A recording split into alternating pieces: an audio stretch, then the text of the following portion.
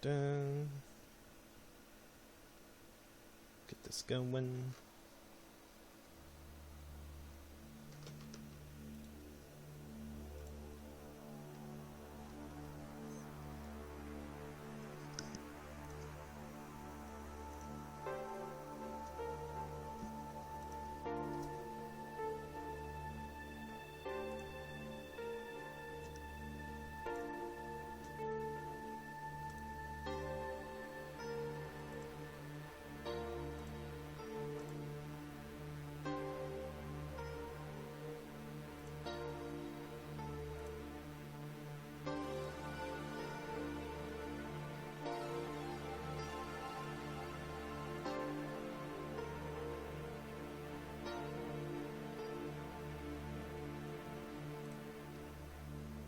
Do. Close this. Alright then.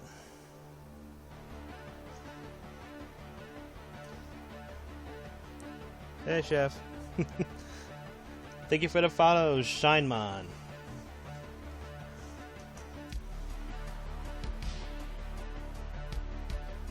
Let's see, what do I want to work on today? Unfortunately, I can't work on some of the fun stuff since it's too risque for... No, it was an accident. I tried to remind myself, hey, I streamed on Picardo the other day. Need to switch the stream, and I completely forget to do that.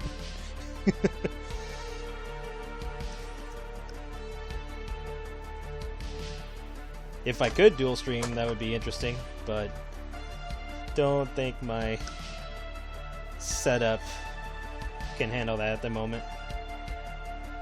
Anyway, let's change the background art first. Thank you, Lydia. Let's use somebody else. Let's use somebody from Black Circus. Haven't used anybody from there for a while.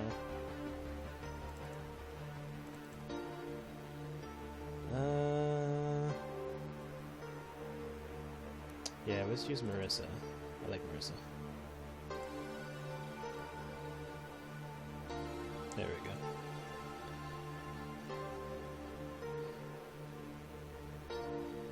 If I download the right app, I'll have to look into it.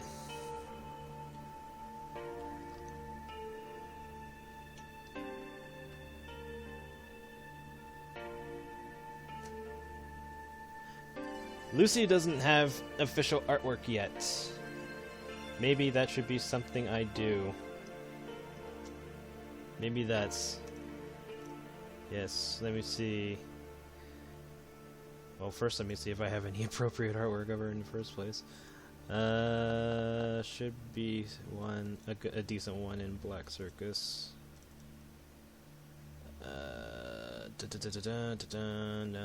No. Yeah, and is there anything risque? No, there's nothing risque on this page. There's allusion to risque, but nothing risque. Alright. This is literally the only it's like this and like an extremely old artwork of her. Let me see if I can find that one. Where was it even? Yes, it was in revision. Was it in 9 or 13? Might have been 13.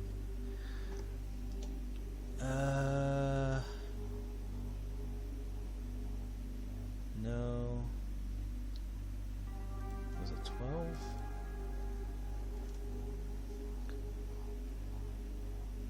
Definitely not 12. So it had to be 13. Am I just like not seeing her? Oh yeah. Hold on, let me open this in another window just to make sure there's nothing on here, because I haven't looked at this in years. Well, that's not true, probably months. Oh, what the hell? I forgot she was that character was in here. Not much to go off of on that page. What about the next one? Yeah, these two aren't even really relevant, but whatever. I won't show this one just because, but I'll pick this one. So yeah, Like, the only other... Well, there's another page of this, but... She's a much older character. So yeah, we got very limited stuff to work with. There's other artwork of her, but I can't show that on stream. Anyway. Hello, everyone. Tummy Tuesday hype. There isn't a decent one casting. Oh yeah, I forgot about Acid-Cast. I think there's the one where Becky's drunk. So yeah, let me grab that one. I'll be honest, I completely forgot I even did that. Yeah, there it is. So yeah, there's this one. It's kind of it. It's like outside of the risque art, not really much else to work with. Because she's not too major of a character at the moment. Yes, I draw a lot of horny. I'm sorry. Twitch doesn't allow the horny. Although technically, reading the rules, it just says nothing that's considered porn. Nudity is not considered porn. It's what you do after that point that could be considered porn. But I'm not risking that. Luckily, though, I can look at the reference on the side, so that way I can give her an appropriate artwork. Let me just find it. Should be in here. Becky's blackmail. Hello, Alex. Hello, everyone. I can catch all the Twitch streams, just so bad catching the Picardo ones. That's okay. Like, Picardo is just for like the risque stuff anyway. You know, the fun stuff that I can't show on Twitch. Is this even worth it? Yeah, you know. I'll grab this. There we go. There, now I have some side reference of Lucy that I can work with. Okay.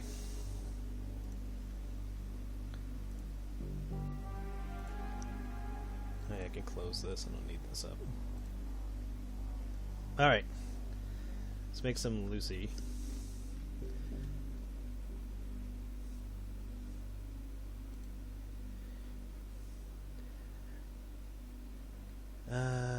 Catch all the stream, blah blah blah. Fortunately, Picardo ones, yeah. Yeah, unfortunately it's hard to accommodate time for everybody. I just kinda have to work with what I can. Am I gonna need their mom for this? Probably not, but I should probably get the reference up just in case.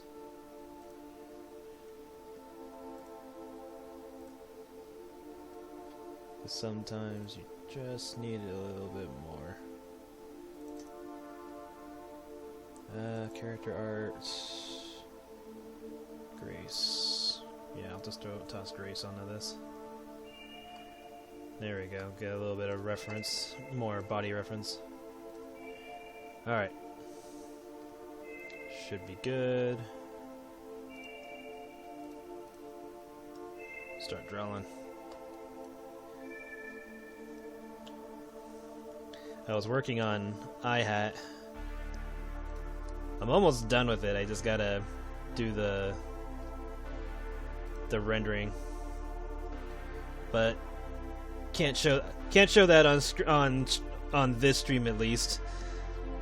Like, I could probably do the next page on stream, but I can't do this one. Or I can't do it on the page that I'm working on because of Emerald being naked. And it's only like one panel and she's not doing anything, she's just sitting in the shower, but she's naked, so I can't show it.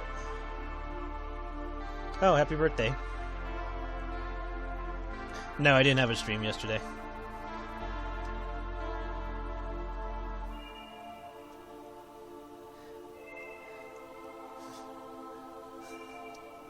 Alright, so let's see.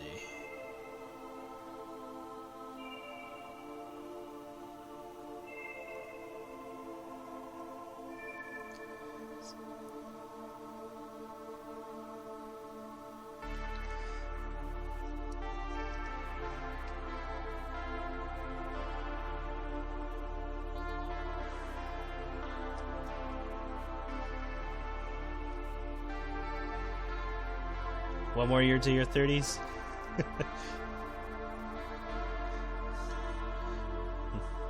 Naked time. Well, in IHA it's been naked time for quite a while, so now they're finally getting clothes back on.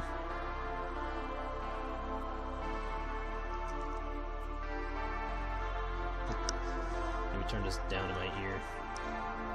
Sounds like I'm yelling.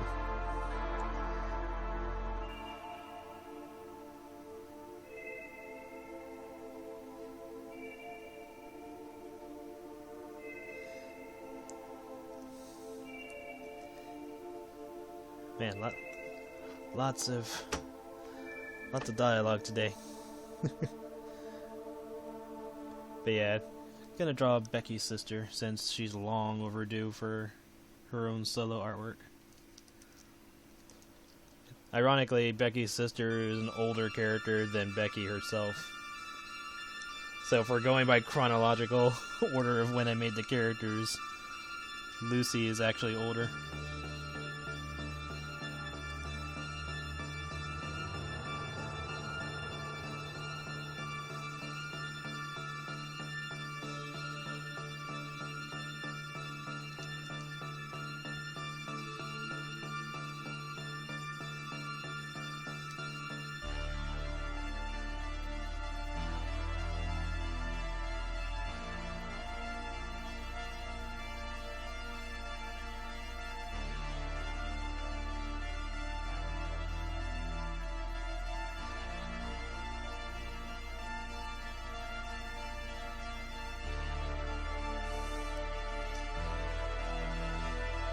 What is this banging Goosebumps music?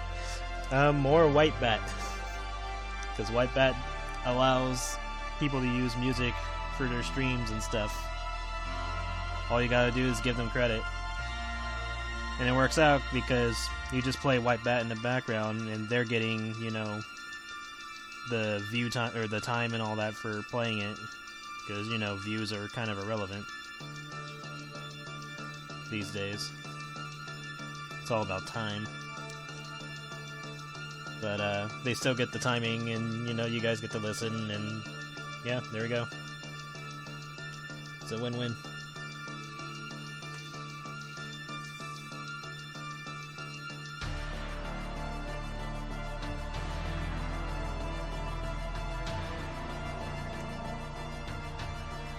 And it's really useful music to just listen to when you draw.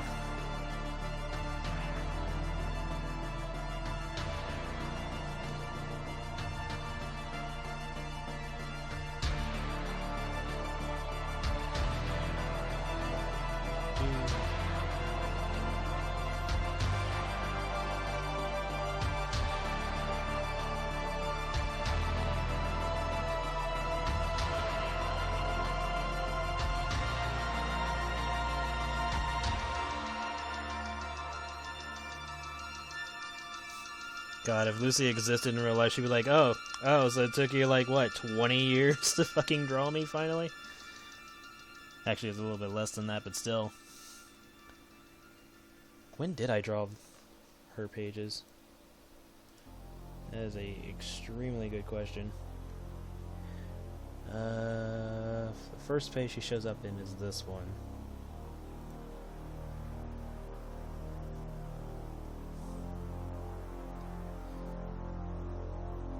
According to this, I could have sworn I drew her earlier than that. Hold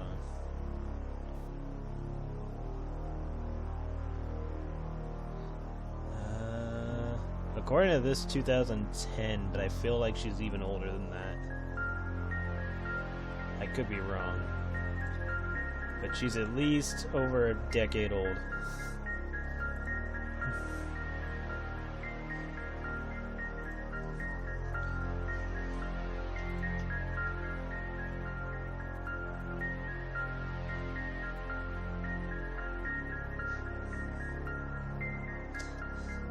Didn't even know didn't even know she existed, don't know. She too young. Becky takes Lucy drinking and matching kinky outfits. Honestly, the drinking idea would probably be from Becky, but the outfit idea would probably be from Lucy.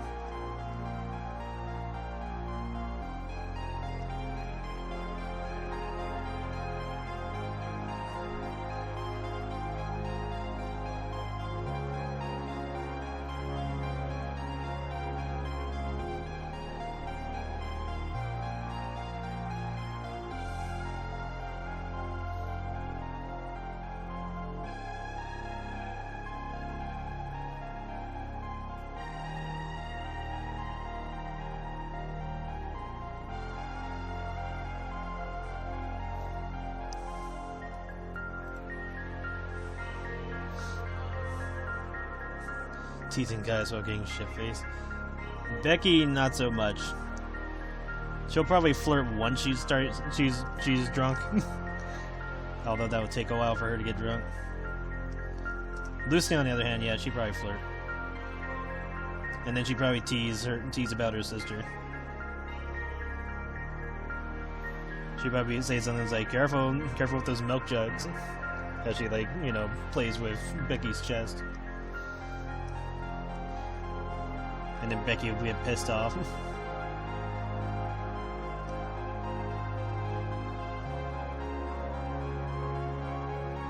I still need to draw the nun costume. I'm very busy.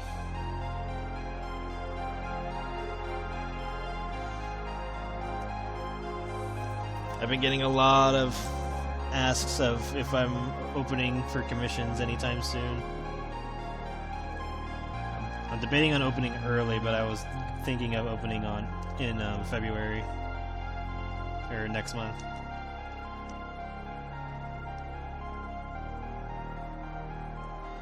Ooh, that's way too far away.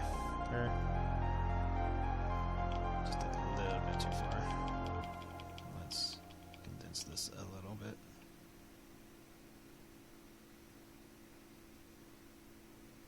There we go.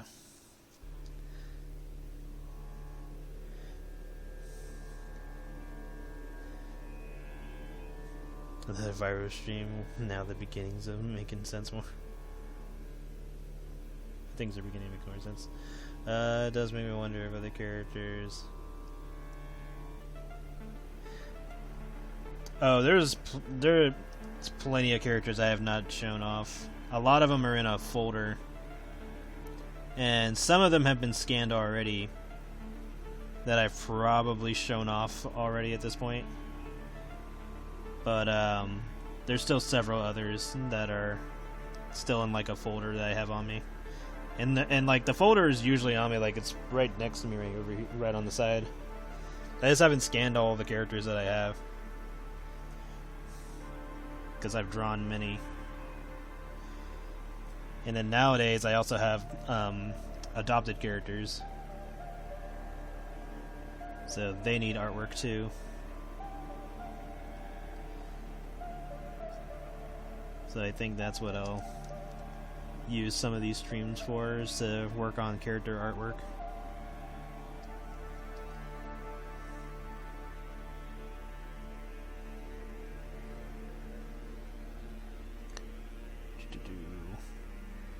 And Lucy has a lot of old school hair that I've given older characters. Which is fine, like I can give this to anybody.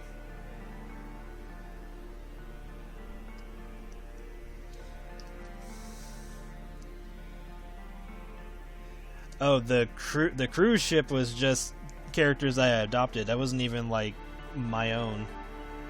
Those are the ones that I adopted at that time. And that was just from one specific artist.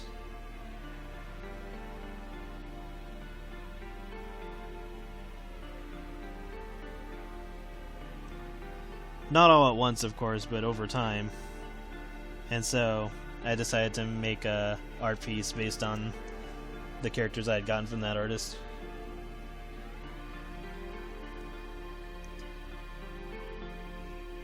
You're interested of asking about commissions? Yeah, I just don't open up. I did like officially I've been closed for at least 2 years now. if I remember right. Because I've just been more focused on my own stuff. But, people have been asking, so I've been thinking about it. So if I do open, I'll probably make a post about it. And it'll just be kind of boil down to not taking on too many commissions all at once. I'll have to keep things limited so that way I don't, you know, mess up working on my own things.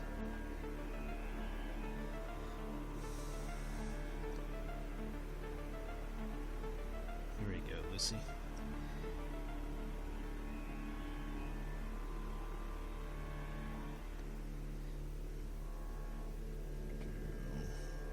I should be kind of further back. So let's get her initial hair bit here.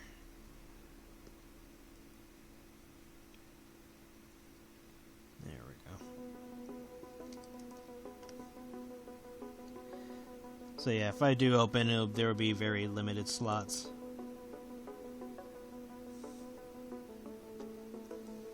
And then I'm still debating on how many commissions per person that I'll take. I'll probably keep it the same as I always have, just 3 people with 3 commissions, or up to 3 commissions each. So that'll probably be the case. Get some water.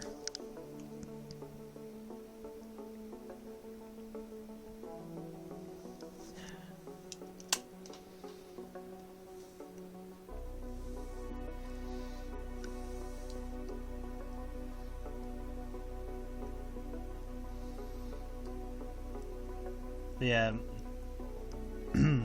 If/when I do open, it's pretty much just gonna be first come, first serve.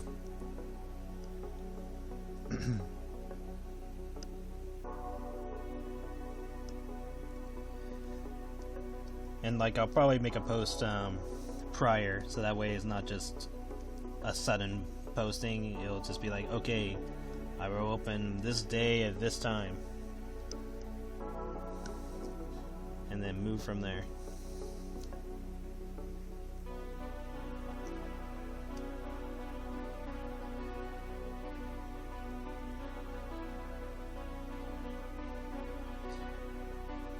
I think the hardest part is trying to keep it fair for everybody, because I gotta post on several art sites at the same time. So going through messages and stuff like that just to figure out who got there first.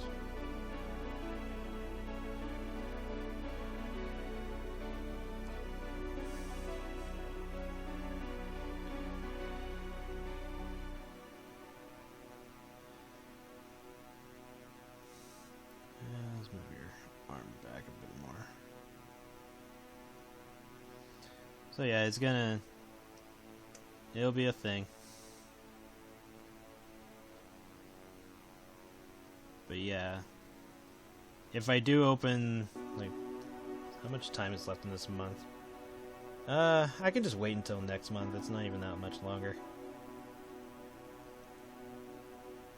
I'll just have to decide a day.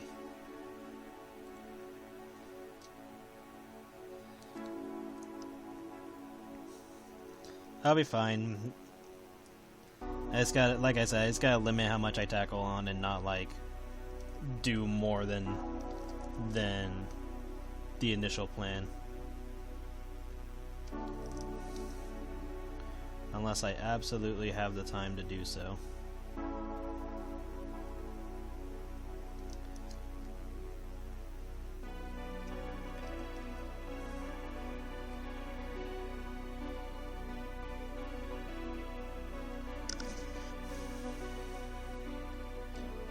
Lucy's got some decent sized boobs. Nothing like her sister's, but she's got something.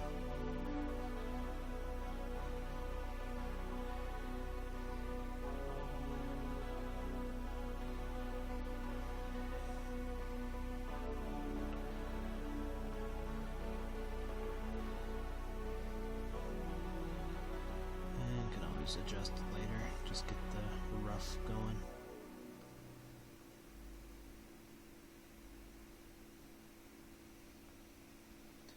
Mostly just need the initial sides.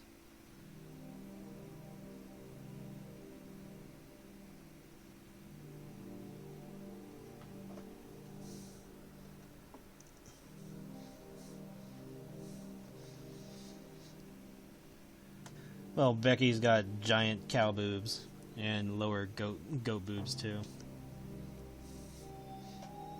And Becky's are huge, so in comparison to Lucy's, not that big.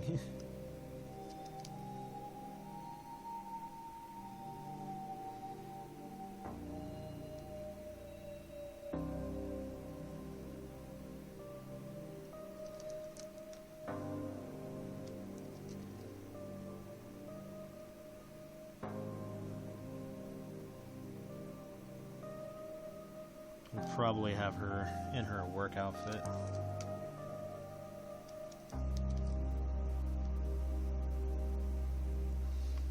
Which is basically just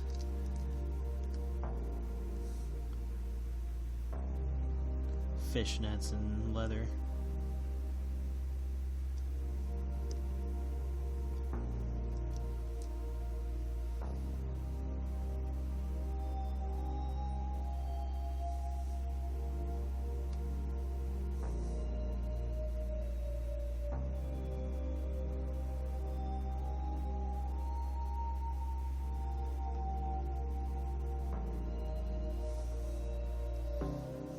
Legs are pretty much like Grace's.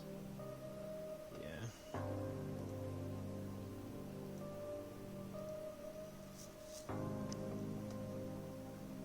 Those over a bit. Oh yeah, I should probably save this rough. Characters, files. Let's see, Darcwaters.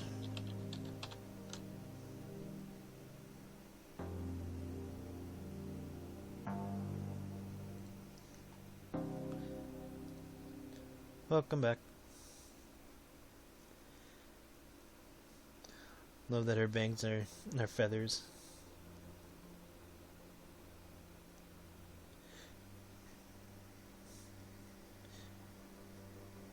Yeah. I'll be honest, it's mostly just the art style that I had at the time when I made her. So I just stuck with it.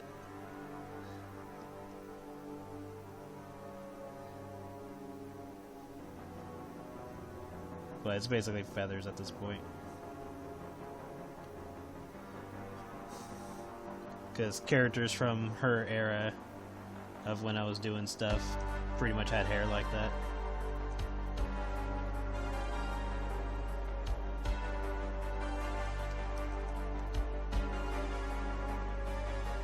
It's weird saying era because I have to like split it between when I was working on World Gates, to Buckle, to iHat, to whatever point I'm in right now. I just see a young, cheeky Becky at the moment.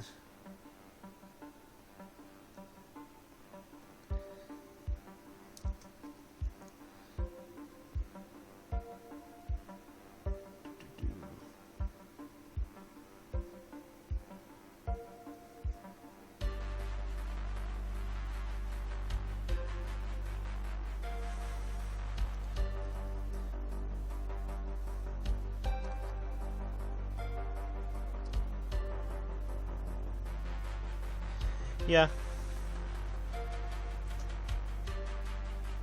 I try to be as detailed as I can, even with non-important characters.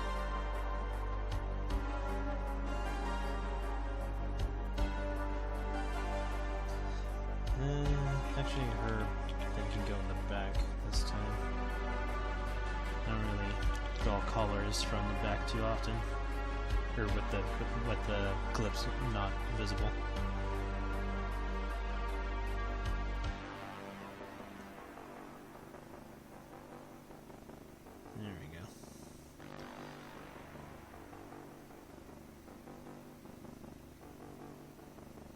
Still need to do the rest of her hair.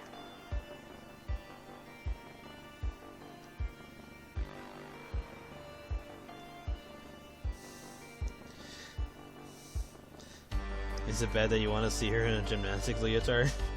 No.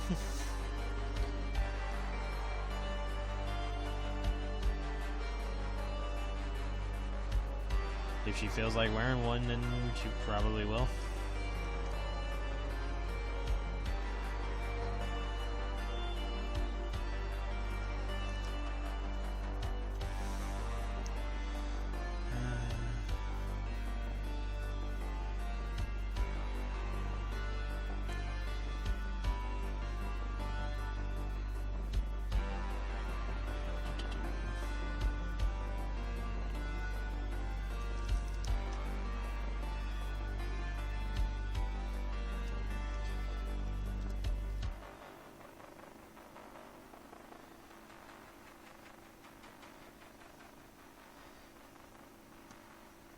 Becky's sister is pretty fit.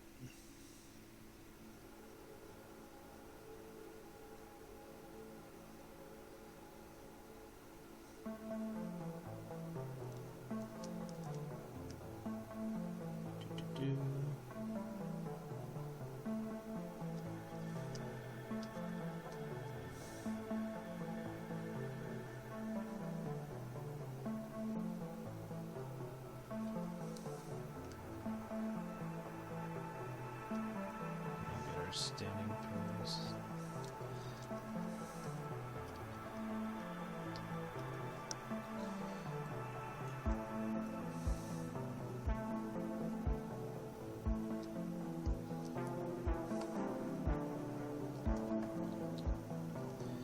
Might have to move her backside a bit, because women have a particular standing pose.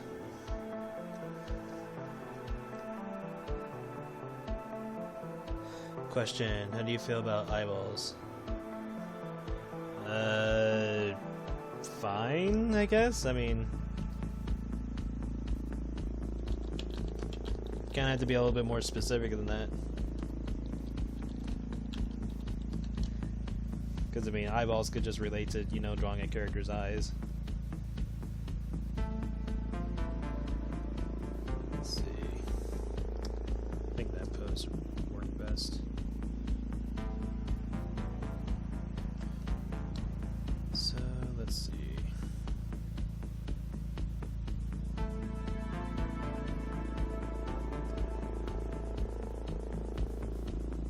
Yeah, this one will work. So, let's adjust this leg.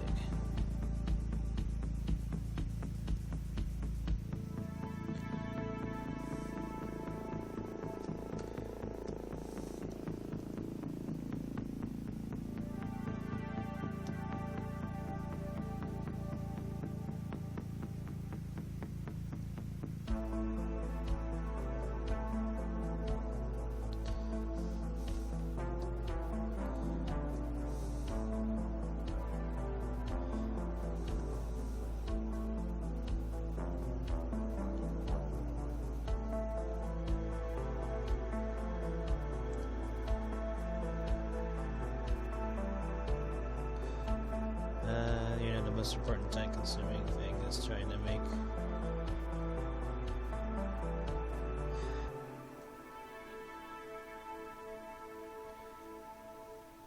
they loot over Becky's sister's fit. I do want to do a comic where Becky and Lucy are hanging out and like guys hit on Lucy or try to take advantage of Lucy and Becky ain't having it. She's like,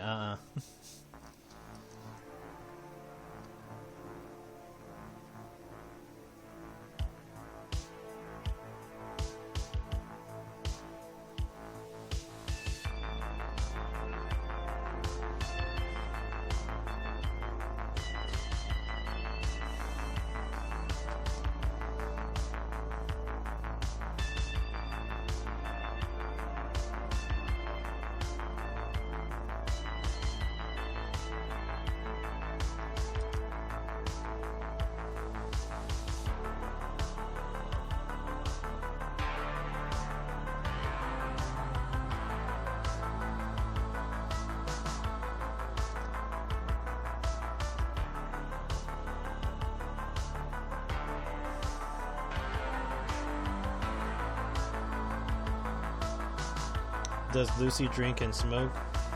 She drinks, she doesn't smoke. Their mom does, though. Obviously.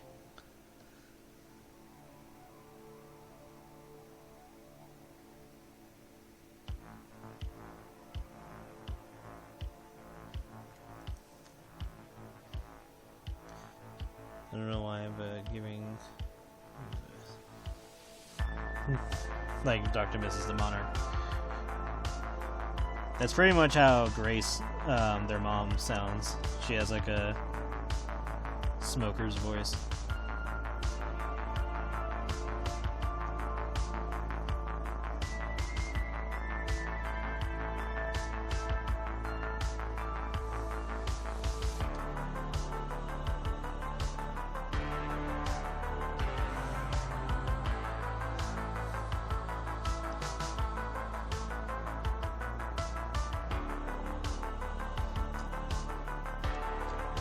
Like, I definitely want to do a scene where Becky sees her mom after a while, and she's like, and she's all like, she's like, Rebecca, you're here. You look like shit. And she's like, loved it. Like, nice to see you too, Mom. Just walks in.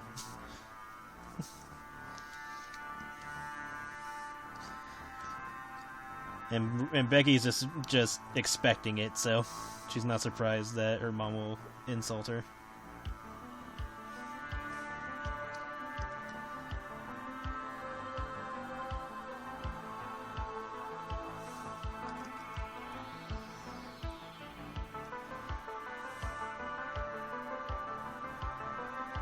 Let's see.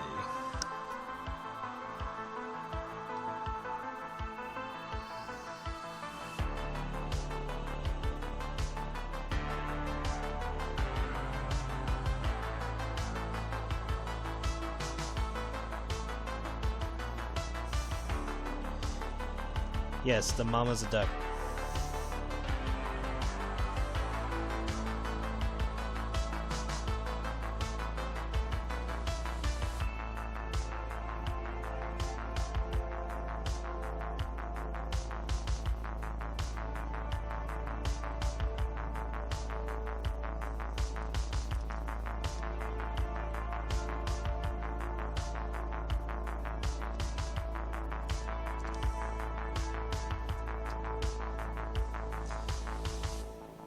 Basically, the mom has sex with her favorite rock band or metal band, and through the powers of because I said so, she basically has Becky, who is basically like a.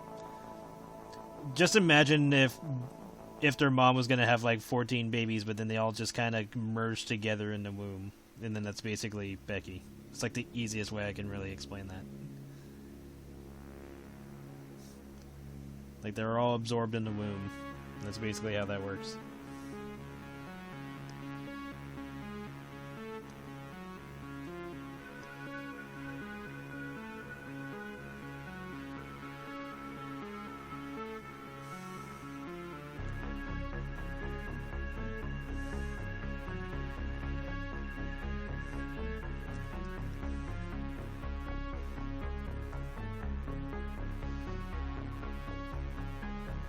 Well, cannibal would indicate eating. Absorbing makes a lot more sense.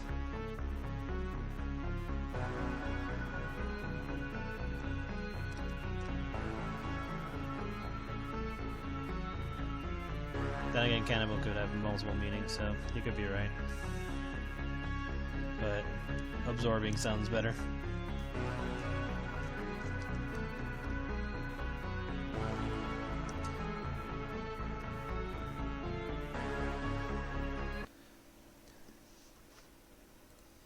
Yes, I am listening to the music. Thank you. Got it.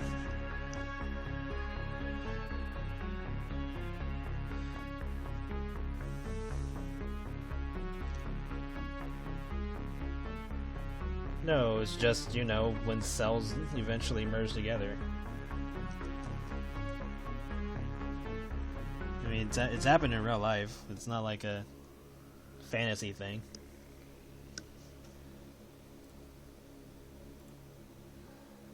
Huh. Didn't really draw her feet too often in this. Interesting. Looking at this, her feet almost look like regular ones, but I think I just drew that for the sake of the drawing.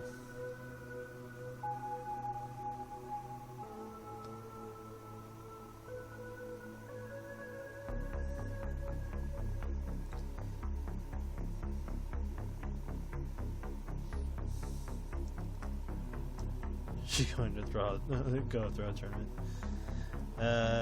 What happens to the kid in the Akira movie? Yeah, Akira is a trip.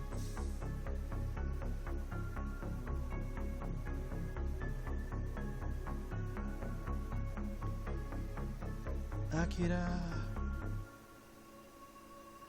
Still ironic how it's called Akira and barely has anything to really do with it.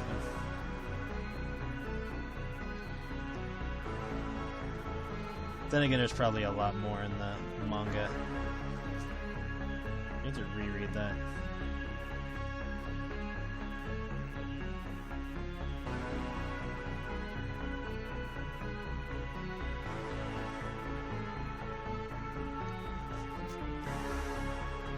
Achieving her perfect form.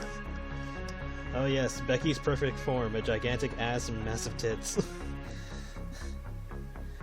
Among other things. Like tiger claws and whatnot.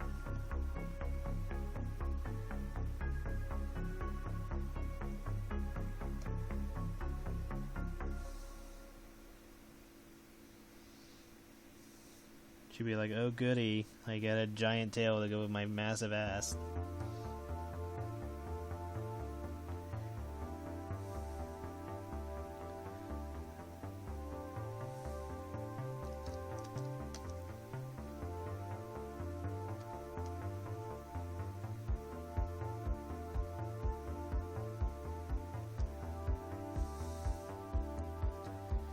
Miss Perfect Becky.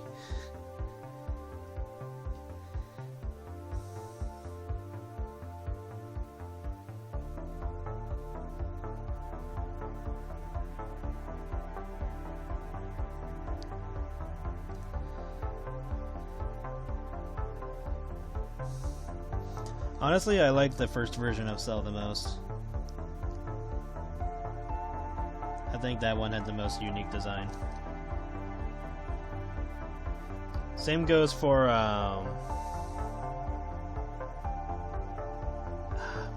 is his name Maro? God damn it, he's gonna get to me now.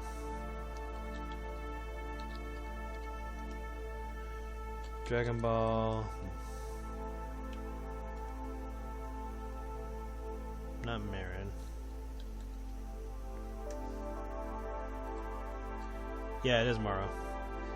Yeah, Maro's first form is the best that he has.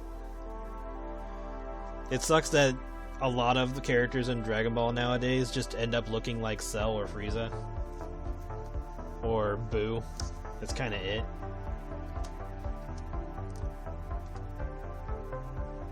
Or not even like the villains, just the boss, like the boss character of that arc just ends up looking like either of those three.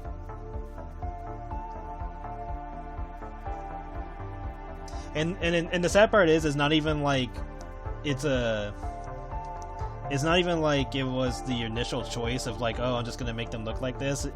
Toriyama initially had them look like, you know, creatures and stuff like that, but then all of his editors keep telling him, no, you know, make them look different, or they'll just like question him as like, oh really, the final enemy is gonna look like this, and so he like either makes a new character or changes the design.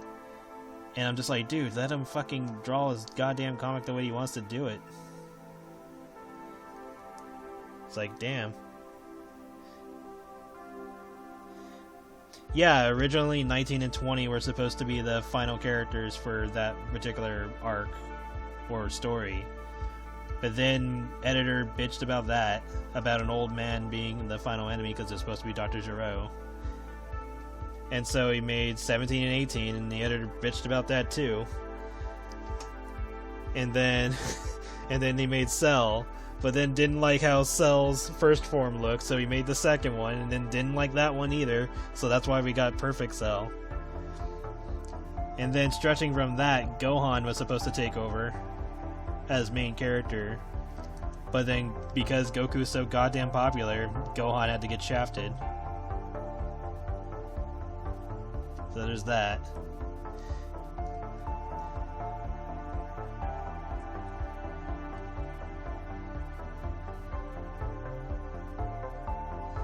So yeah, like, a lot of shit in Dragon Ball would have been drastically different if Toriyama's editors hadn't have constantly pestered him about his character designs or his story choices.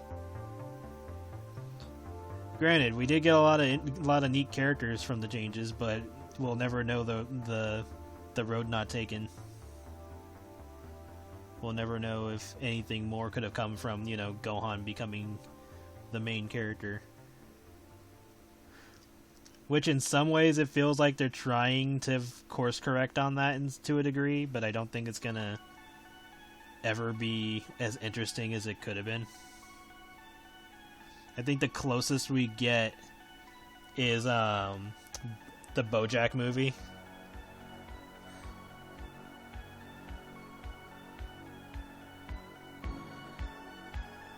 I think the BoJack movie is the closest we ever get to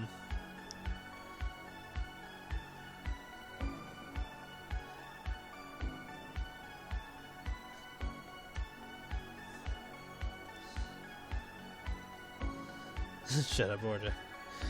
Yeah. Any more booze? Yeah, I like Android 21. I thought she was a really fun character. My only gripe with her, really, was that I kind of wish she wasn't, like, too Boo-focused. Because she's supposed to have cells from a bunch of other characters, but in order to, you know, make her design, because that's how she was created. But, they make her a little bit too Boo-focused, because I guess Boo is, like, her main core. Thoughts on the Gammas? The Gammas are just Kamen Rider, Ichigo, and Nigo. They're just Kamen Rider. That's basically who they are. I don't dislike them, but they don't impress me just because I know the reference at this point. So, like, anytime you see characters that are similar design to him, like, even Great Saiyaman is a reference to Kamen Rider. Especially Rider Man. So, like, stuff like that, I'm just kind of like, eh. I know the reference, so it doesn't amaze me anymore.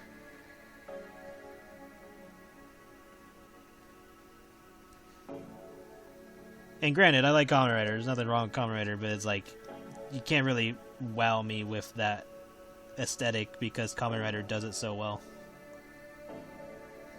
Well, I mean, they made it, but Kamen Rider is like the perfect version of that.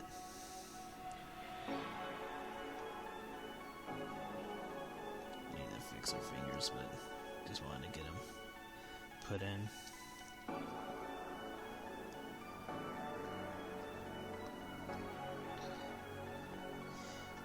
Do I know about Yu-Gi-Oh? Yes, I do.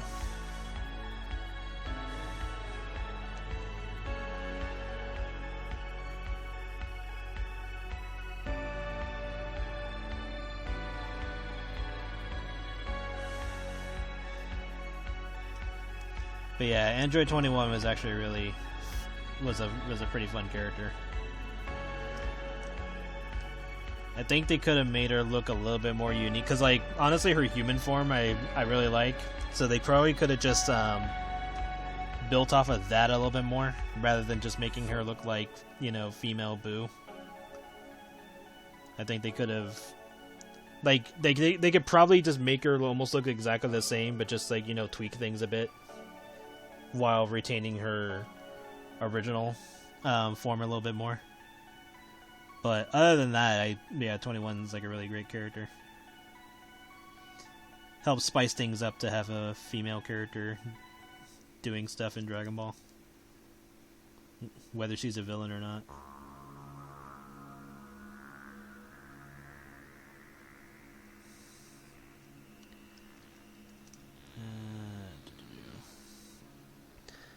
Uh, have I played in the past? Yeah, I've played Yu-Gi-Oh! Every once in a while I dive into the modern stuff.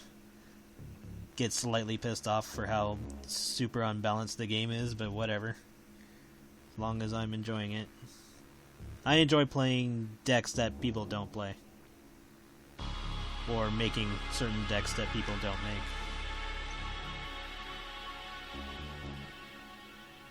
But it's definitely fun playing with archetypes that people aren't familiar with. Gishkis? That's cool. I like the Gishkis.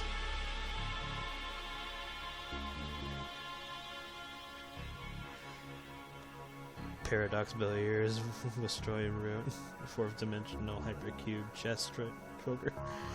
I know, right?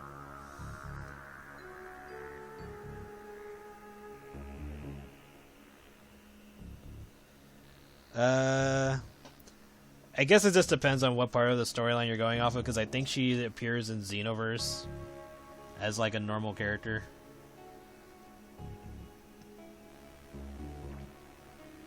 Like she's just a researcher in that one. And then she is based off of Dr. Giro's wife. I am just fucking up this hand. Let's start over. It's like I'm sitting here drawing hands and I'm just like, what the fuck's wrong? I should have been past this already. Not like I can draw perfect hands or anything, but normally I don't take this long doing hands.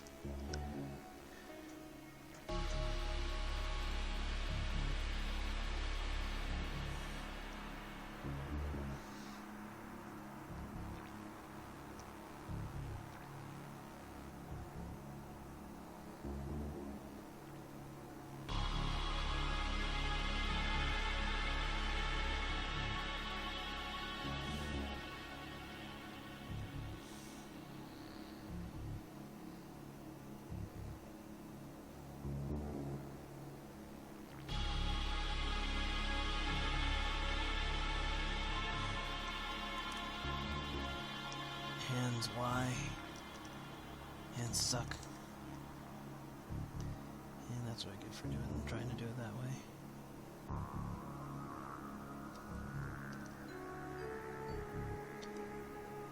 I think that's every artist's personal hell. They just have to be forced to draw hands.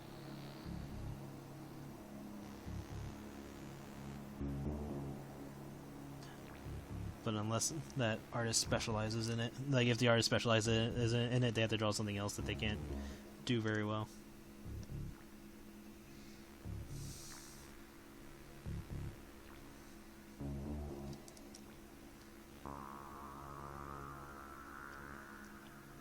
Whatever, I'll try to fix it a little bit later.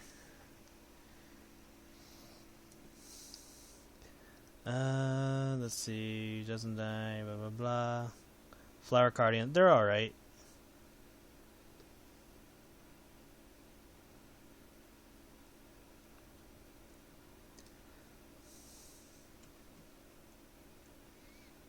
Well, yeah, because I believe Android 16 was supposed to be his son. But, he died. I want to say he like died in a battle or something like that. And then because he made 16, like the face and all that is based off of his son, but the body is based off of like a toy that his son had when he was a kid. And then 21 is his wife.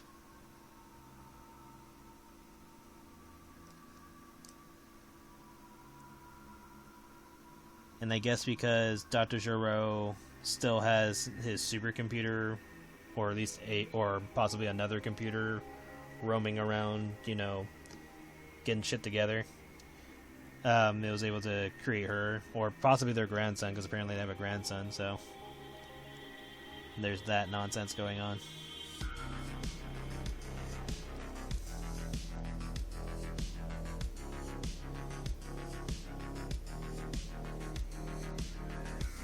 I feel there needs to be a better connection between Goku and Dr. Giro, because as far as I'm aware, he never actually interacts with Dr. Giro in the original Dragon Ball, so it's more like just, well, Goku destroyed the Red Ribbon Army, and thus my job, I guess, and now I'm pissed.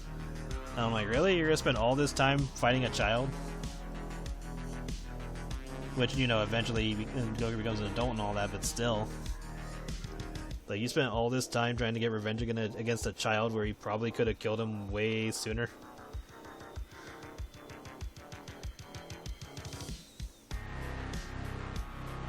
My cat just came in and stole a paper ball. Ah. That's cute. Okay, so how do I have your feathers? Hers are a little bit more fluffed out.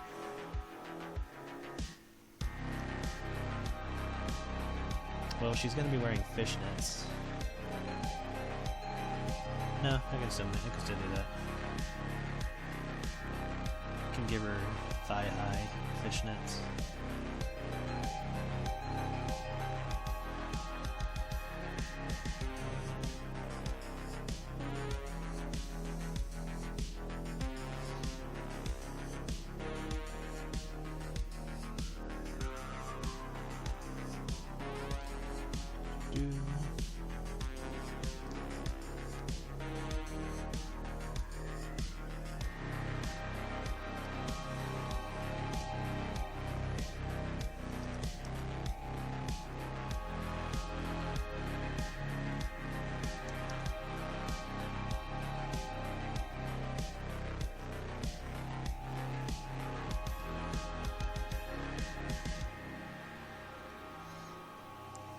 I'll probably give her like some short jeans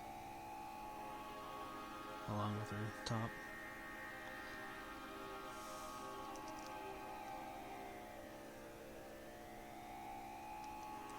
There we go.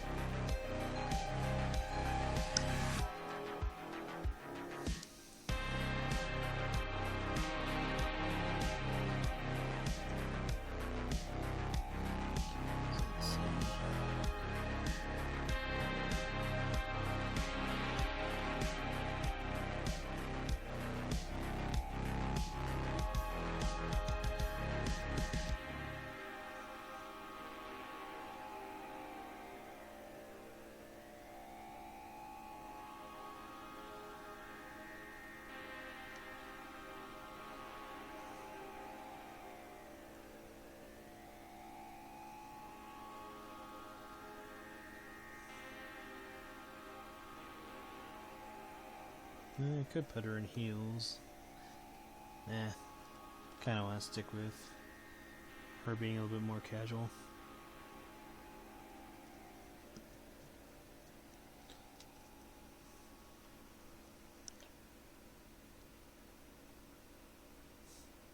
Okay, well, like I said, jump on the shoulders.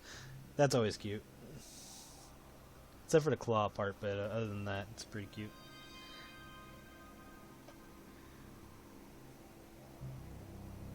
Let's give her some of those torn jean type shorts.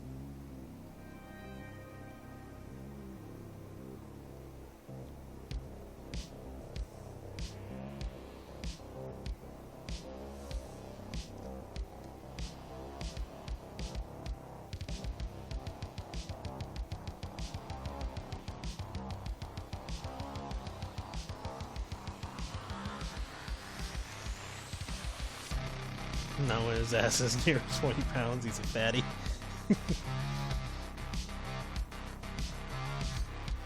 Well, you're the one that made him a fatty, so you have to deal with it. He's your fatty.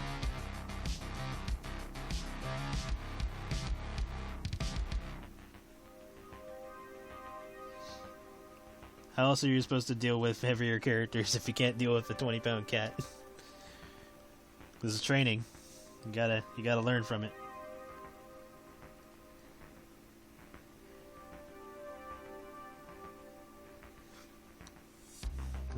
If you think he's a problem, then try dealing with a 500-pound cat girl. Just messing with you. I'm just talking shit. No, I didn't make him fat, Mom did. Oh yes, blame the mom. That's king.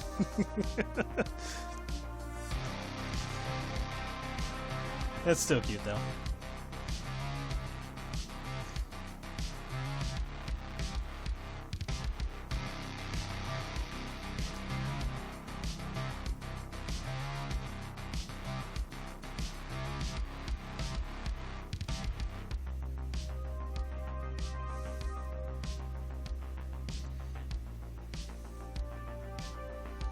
Crazy cat lady. Fox girls are better. Fox girls are cats and dogs put together. Or foxes in general are just cats and dogs put together. They're little shits too. They'll do whatever the fuck they want.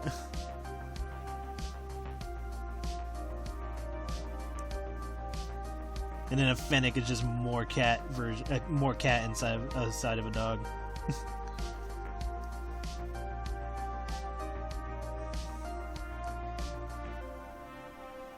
It's like, yo, I put this cat and this dog together. It's like, what the fuck are we gonna call it? Call it a fox.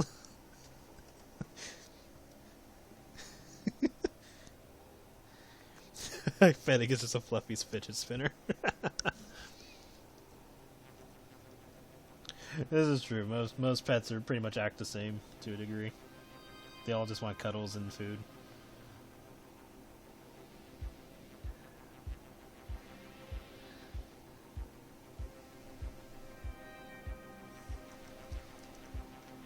Especially when they're raised and they don't have to worry about too much shit, then they're just big babies.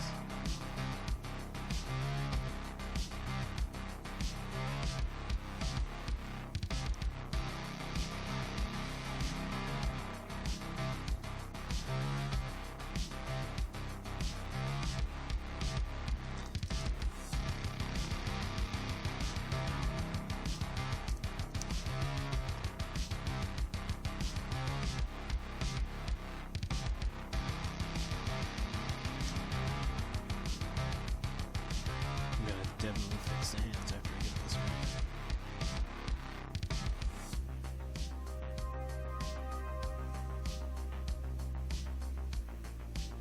Fix that thumb.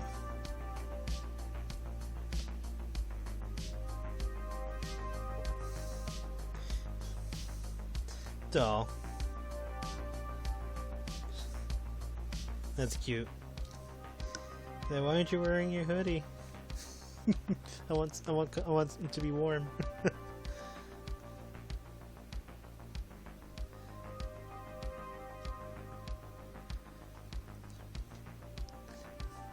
Make Cheetah get married and become Fat House Cat. I could do a story like that, like have like a athletic cat cheetah character, and then she hooks up with a guy or gets married or whatever. And he starts getting her to pack on pounds. There's too many ideas. So little time in the day. Because after the stream, I'm going to go back to working on iHat. And then after iHat, I'm going to be working on the Jam pictures that got funded recently.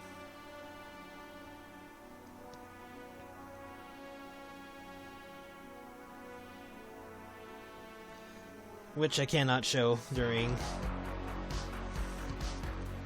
the streams because the last two pics are mature.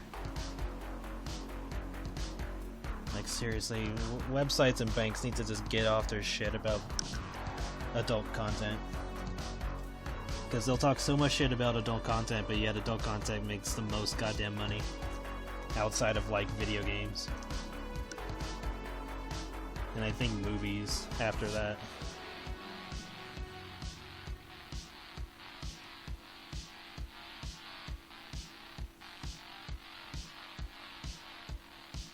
It's like, get off your high horse and just fucking make money.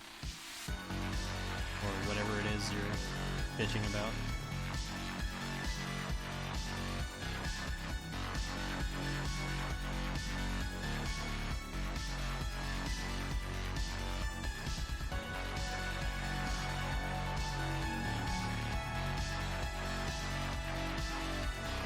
Porn does make the world go around to a degree. Shit.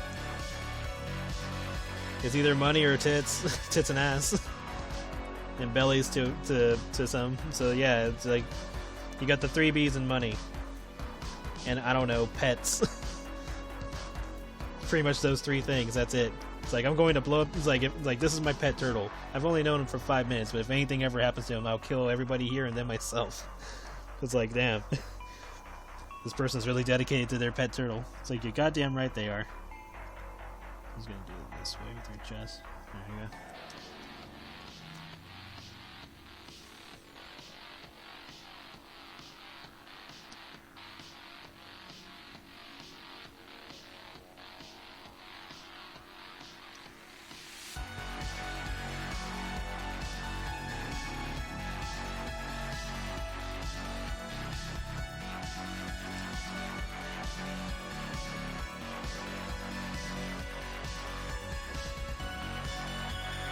Avenue Q. If I have, I'd have to listen to it.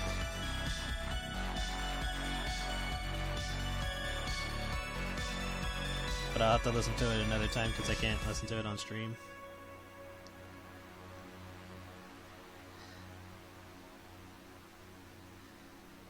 Got a bit of a crease for her bra.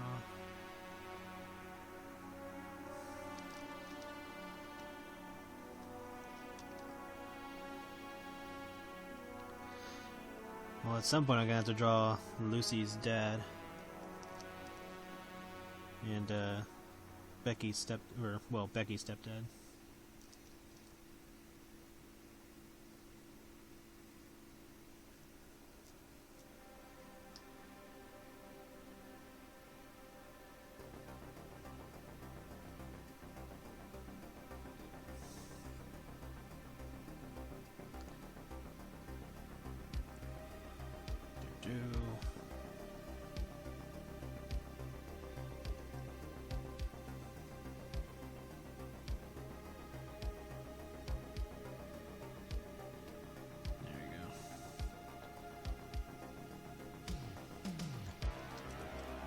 Does she need that? Nah. She doesn't need this. Let's see. Does she need anything else? No, she's pretty much good. I could make her scrunchy be a little bit higher up. That's basically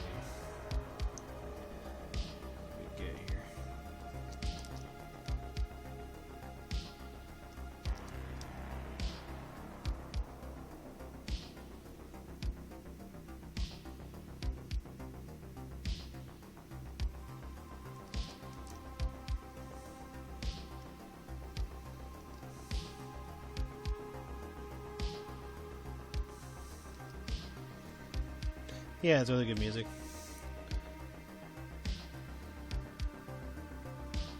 Darkwater family portrait. Yeah. Eventually I'll have to do family portraits of a lot of characters.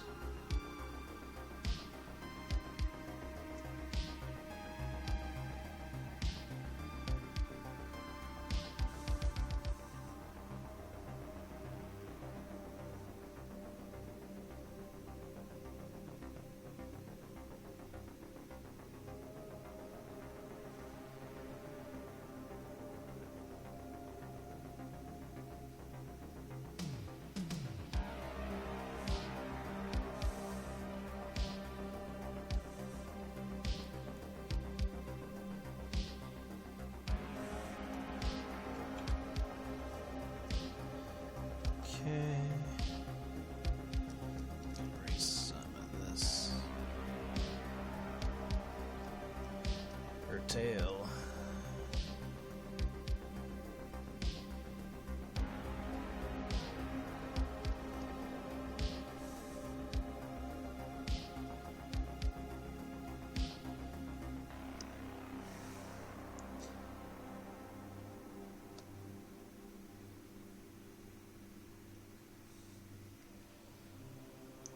Okay. Blah blah blah blah blah, and we're pretty much good. Oh yeah, let me make some spots for the fishnets.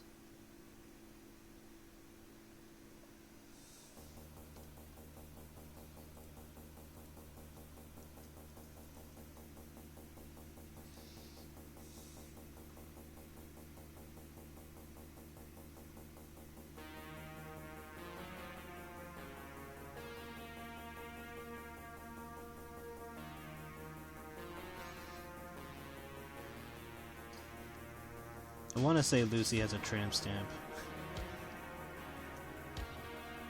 but we're obviously not going to see it in this pic.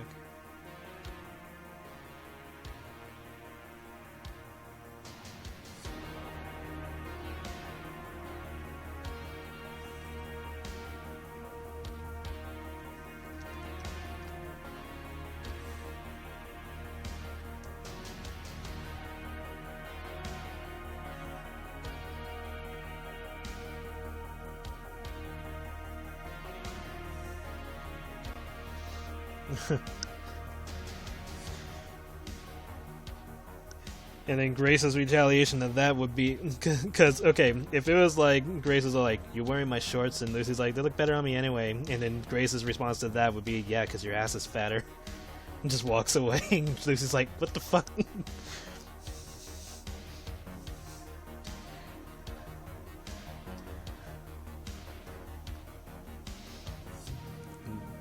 It's like, you don't want to get in an argument with Grace, Grace will just cut you down.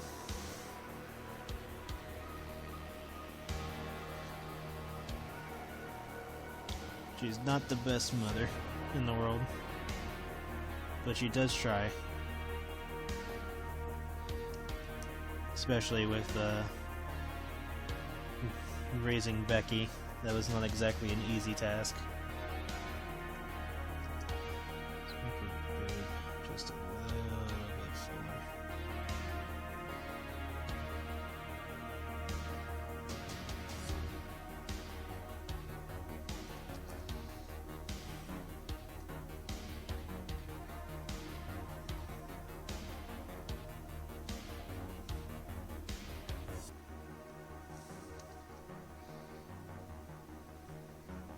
Honestly, I think Grace would insult even better than that. She'd probably say something like, yeah, because you're 20 pounds bigger, heavier or something. Grace versus the Fox Bully character from Oh, Tiffany? Yeah, Tiffany would lose that. Who is contacting me and why?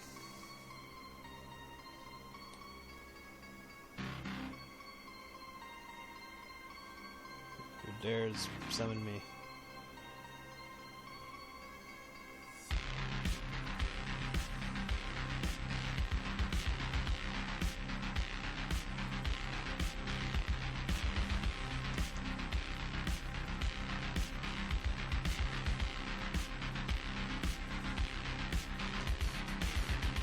Sometimes I feel like people don't pay attention to the things I say when I'm like, hey, this is what I'm doing. And they're like, oh, okay, cool. And then proceed to not know that I told them that. Like, all the time.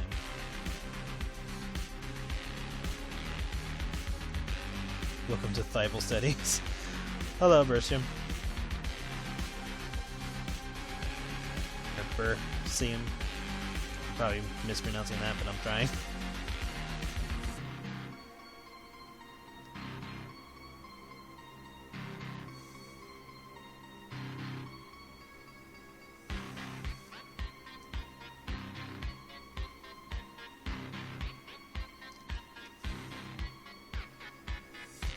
Okay. So, let's get another look at her. Probably put some C's here on her outfit. But other than that, pretty much good with her. I still have the bad habit of drawing on the small side, so let's enlarge this. Plus I'm trying to make space for like a card, in case I use it for a card or something.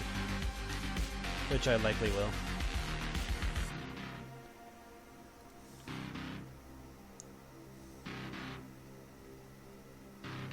There we go. Yes. Lots of ducks. Oh yeah, because you gotta remember.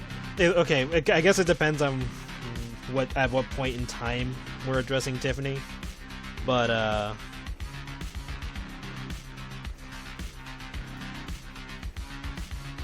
like if we're going off of like I have one Tiffany, because by that point in time, you know, Becky's already an adult working at a place and stuff like that, so that means Grace is even older than that. So yeah, if Becky tried to, or if Tiffany tried to talk shit, Grace would just, you know, cut her down. Thibault vs. Lucy 319. If thy booty rocket shorts, thou make claim of them and flaunt thy booty. That's a good one. Okay, so pretty much got Lucy now. So we're not gonna need Grace anymore. I'll keep this one up because this has a lot of details I can use. Not gonna need this, and might need this just for her eyes. Let's see, can I salvage? Nah, I can use this for her eyes. Okay, so don't need this.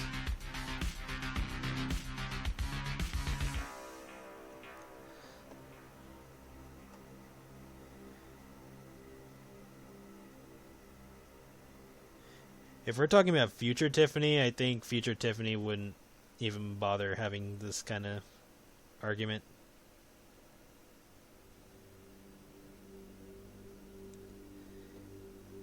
Yeah, and you have to take into account it would just be Grace again, so Grace already has experience of dealing with nonsense. And you gotta remember, she raised Becky, so she's already well versed with dealing with unreasonable teens. And since Becky is more of like a Daria type character, that's just more to handle.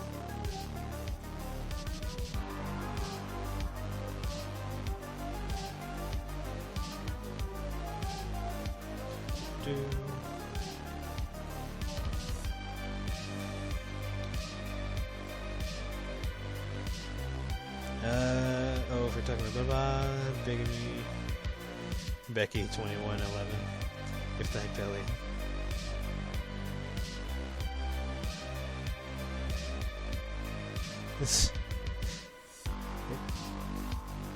I have no idea if Becky would even attempt to say any of that. She would just look at you going like, the fuck?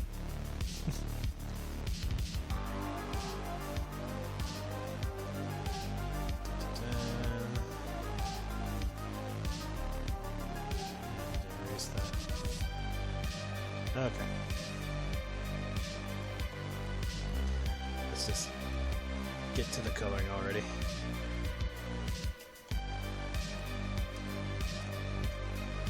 There's a spot on her boob.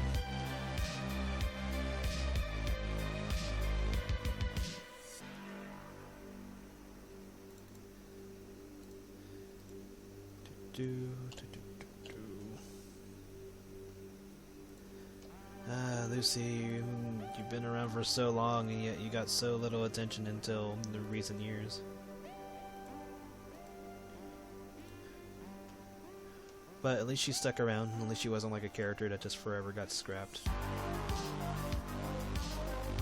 I don't like the idea of that, so I try to use all my characters to a degree. Fat Hooters, Becky. Oh yeah, I should probably don't.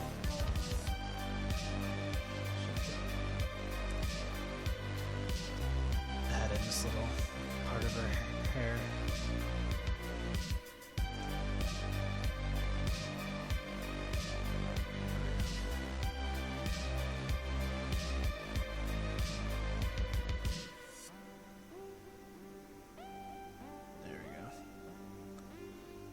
it doesn't just fade.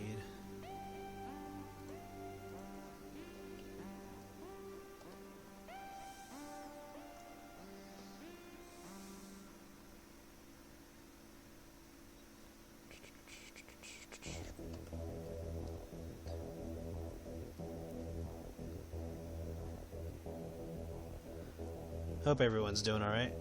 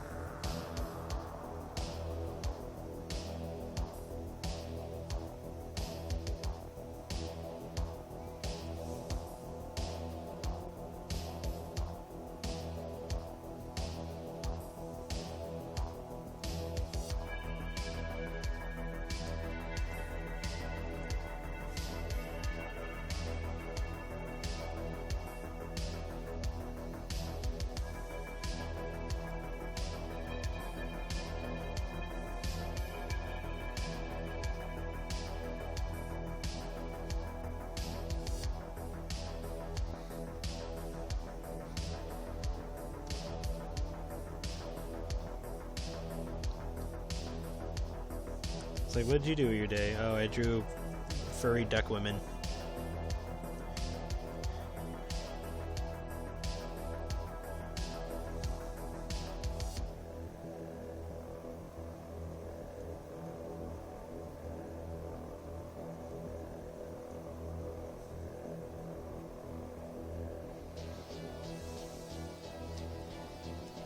And they're still part of furries. It's like, it's still the same category. Like, the term furry isn't like literally they have to be furry. Yeah, there's like subcategories that people broke it down into, like, you know, scalies and all that. But furry just encompasses all of it. It's like, it's all the same thing. Saying furry just makes it easier to address.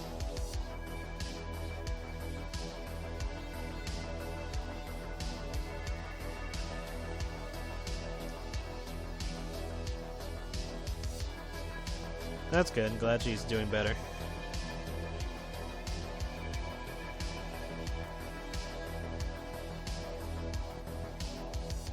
Although technically Becky does have fur anyway, so if I'm addressing her, then yes, she would fit the term furry. She has feathers and fur. And scales. And an exoskeleton.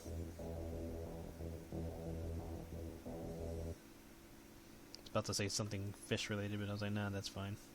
That already covers scales anyway, because of the alligator. Alright. I would like to use a bit of the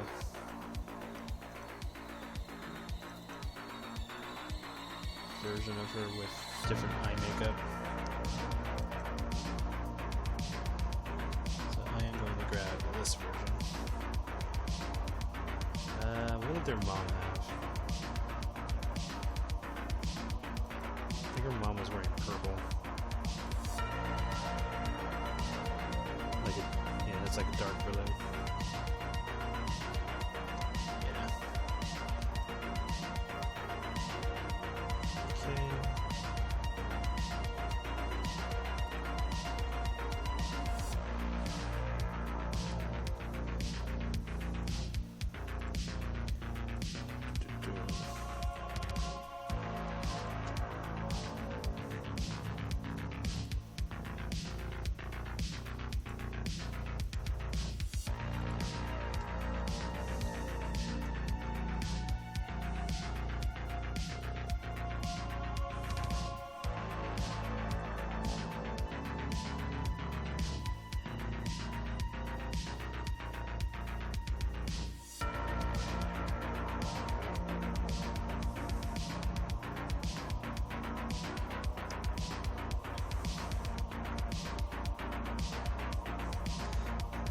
Introduce you to the concept of fat furry waifus.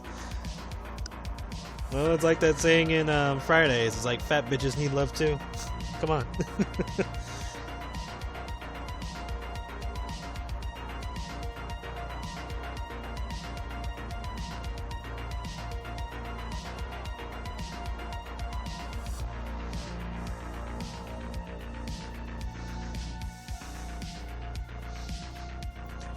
If the girls existed in real life and you gave them bread, they would just glare at you, going like, bitch.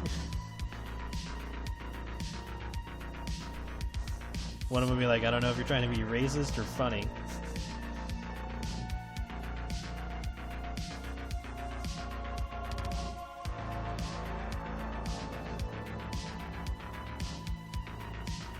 And then it'd be like, oh look, person's making a duck joke.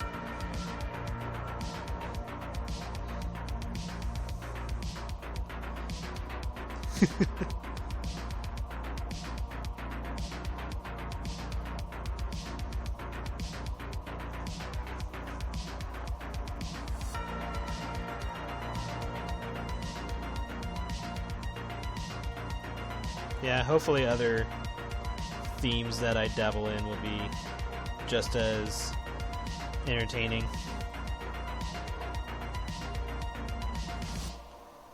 Because right now in iHat we're dabbling in the whole internet waifu, or mail order waifu, and then in Black Circus we're dabbling in vor, or we're getting there. Well, to be more specific with iHat, it's more of like ordering a sex slave. But bit more wholesome.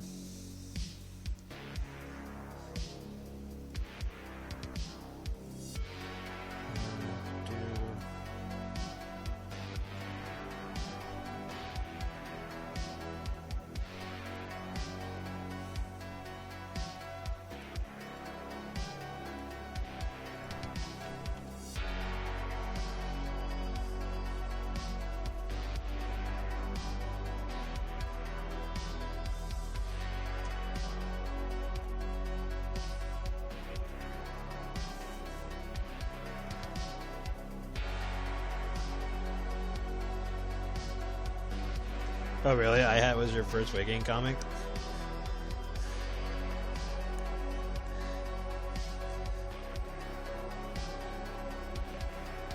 The first chapter for Black Circus is on DeviantArt and all that. I'm slowly working on the current chapters, so once that gets far enough, I'm going to start posting that on for public as well. So probably around page 10 or so will be when I start posting it.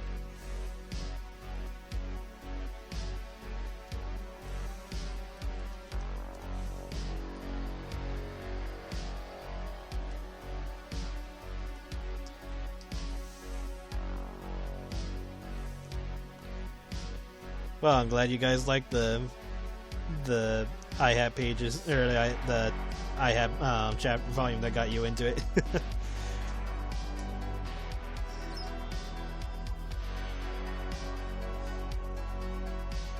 Yeah, we're almost to the part where she starts doing the vor stuff.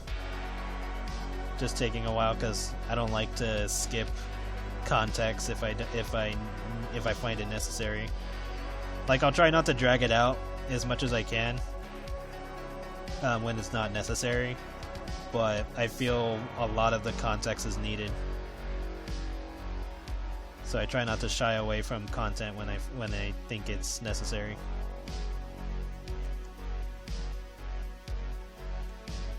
That's why a lot of moments in the comics that I make can get rather dark, because I don't like skimping out. Because I always feel like even if you vaguely address a situation, I feel that you'll be missing context if you do that. Because, like, let's just say like a character has a very deep moment that shapes how they act in the future. It's gonna be two different scenarios if you just say, like, I don't know, let's just say, oh, the character had sex with a dragon and now they're in love with big dick men, or just bigger men in general. It'd be very different if I just said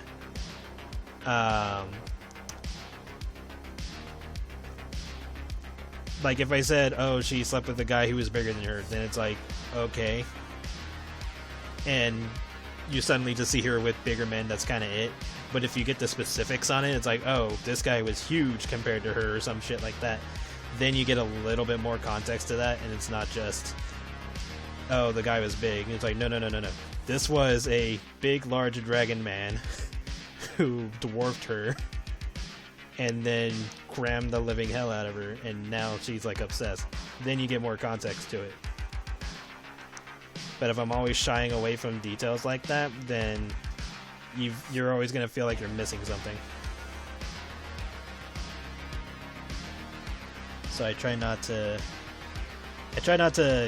give you watered down or, you know, sugar-coated moments.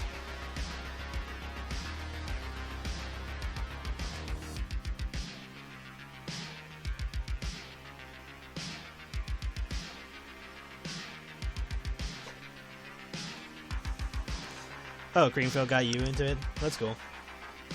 Glad Greenfield is getting attention as well. There's a little experiment I want to try with Greenfield. This requires a little bit of time because I gotta make the assets and then I gotta research more on the way I want to go about it. It's not hard, I just gotta really dive into the specifics for what I'm looking for. But yeah, like, I just feel that regardless of the subject matter, the details are necessary if you're going to understand a story.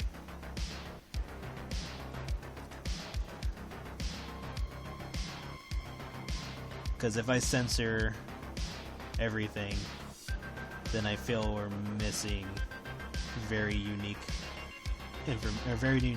character development moments. And I don't know, it just doesn't feel the same to me. I feel like I would be missing something if I kept doing that.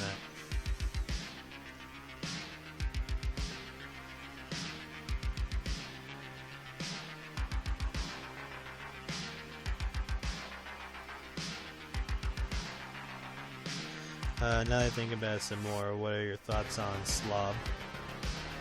I don't mind Slob. I already have Slob characters. Like Pumpkin Pie is a Slob.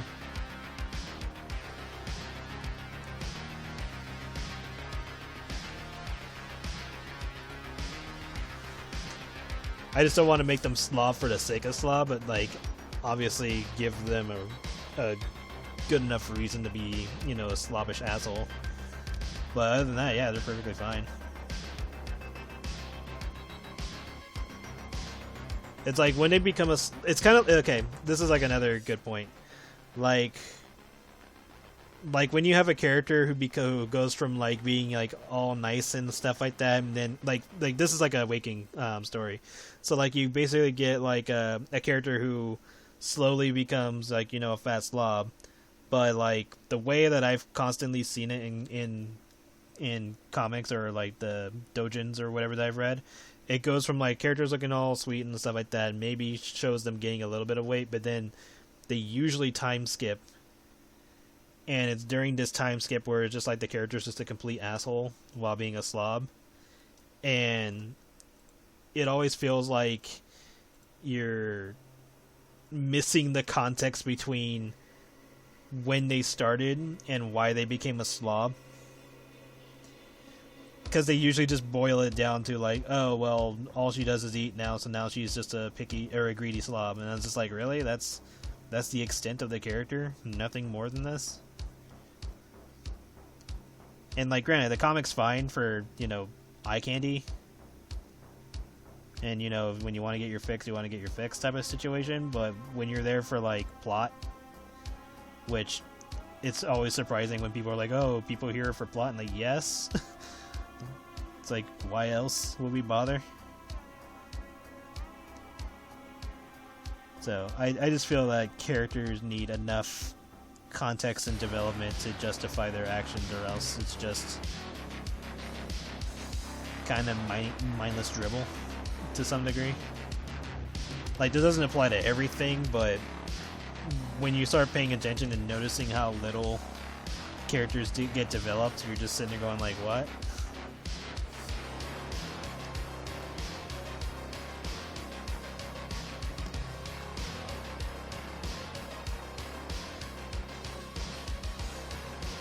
Hold on. A bunch of the messages went by pretty fast. Pasting's better than other people making comments.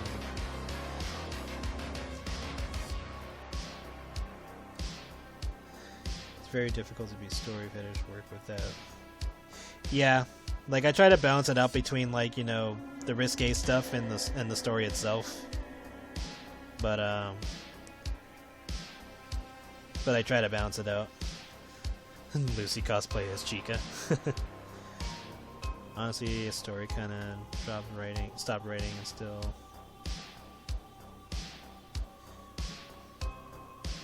Yeah, sometimes you gotta figure out where you actually want to go with your story, and like, you gotta figure out if there's like an actual ending, or if it's just gonna like go on forever.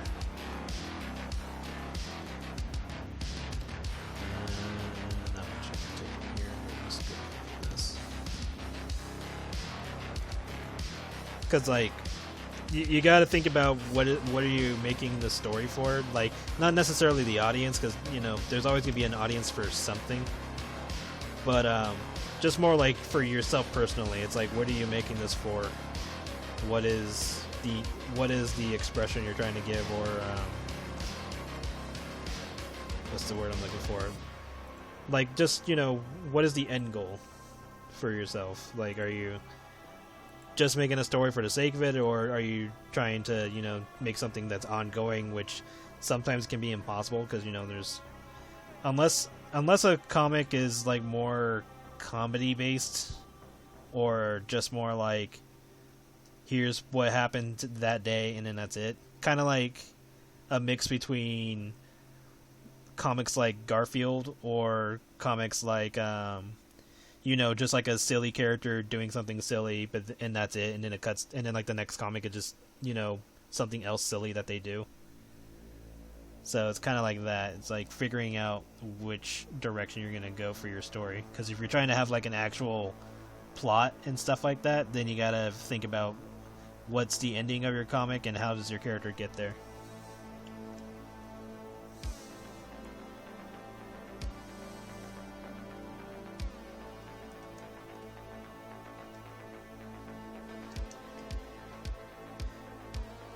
Making a story with some plot.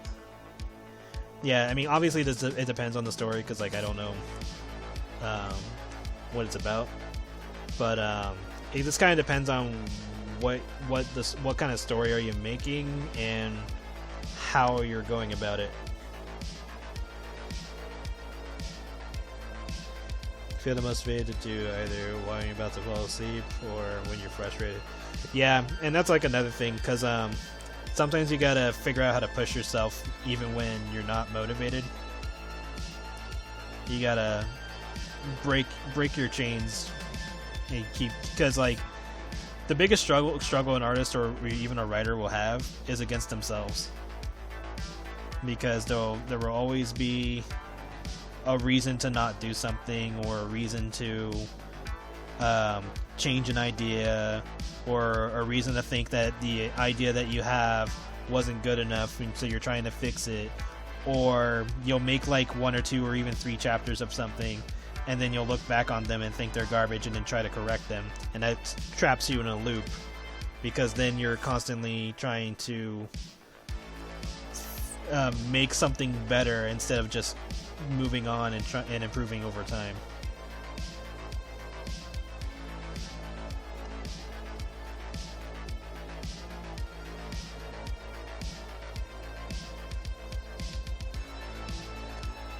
That's an interesting way to motivate yourself. Yeah, like if that works, go for it. Just be like, no, you dumbass, and it's supposed to go like this, and then you fix it. So yeah, if that works, then more power to you. Yeah, like you just gotta find your own sense of motivation and then go from there. And then you just gotta keep at it. Like, like doing the streaming stuff right now. Like this was me going like, oh, I've been thinking of doing this, and then finally I was like, okay, trying to do a lot better this year, so I'm gonna actually push myself to do this. So I'm trying to make it a routine, and once I keep it up long enough, then it'll just be normal. And then I just gotta apply this same mentality to other things. No, let's give you a white color. Don't really do that very often.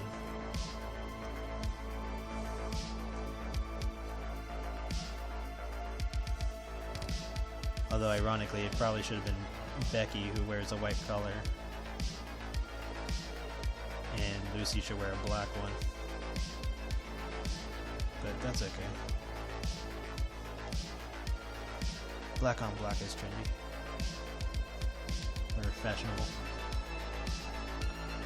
Then again, Becky doesn't give a shit. She'll wear what she wants.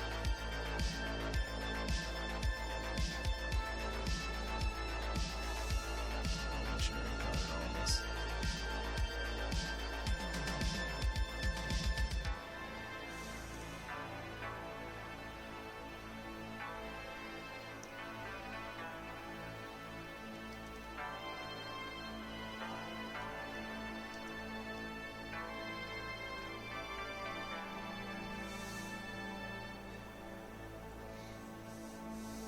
Main thing I was doing before the story was just a series of vlogs. Interesting. Like, that can be interesting. It just depends on what makes that type of world unique. Like, it doesn't necessarily have to be new stuff, but just like, you know, how can you make it enticing to read? So, like, let's just say, like, oh, you know, after the nukes went off, we suddenly started having a lot of cat women. So that was a thing. I don't know. I'm just talking. But yeah, you could just say, you could, like, something like that. Like, you just gotta figure out how to make that interesting. So it's like saying, like, well, once the cat women showed up, they started going after all the men. So all the men started getting captured and being huddled up in a hospital. God knows what's happening in there, but I've been hiding out since then. Every once in a while I hear the cat women walking by my house and I'm like, shit, are they gonna find me today? But they never do. Like, you can say shit like that. I don't know. This is something I came up with off the top of my head.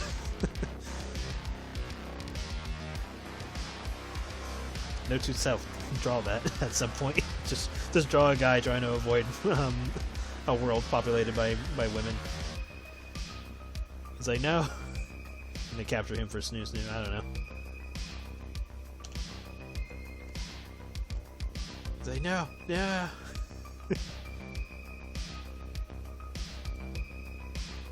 Let's give you like a reddish or pinkish top.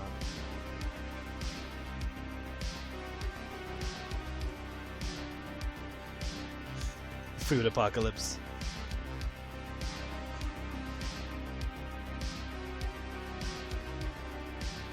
Yeah, that could work too. Writing is fun, main speech sketch, YouTube, etc.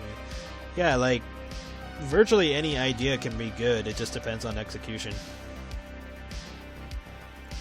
Which can be the hard part at times. And I just realized if I do this color, she's gonna look like another character wearing a similar top. So let's change the color a bit more. Alright, this is better. I was like, oh, this is gonna be a good idea, and then in the back of my mind, hey dumbass, didn't you use this pattern before? And I'm like, oh yeah, I did. Need to update that character. The character's so fucking old now. So much to do, so little time. No, it wasn't a yellow top that I was gonna go for. Like, hold on. Let me just color this and I'll show you. So, post this. Because I was originally going to make this like a more pink top, but as I was doing that, it reminded me of this character. Where are you? Jesus, really? I have not given you... Nope, that is your most recent artwork. So this character. Because it reminded me of the pink and the blue shorts. Obviously that the bras is more of a white or blue. But it just reminded me of her. Which I need to do more with this character too, so I'm like, fuck me. You know, this is a good year to update her artwork, since it's the year of the rabbit.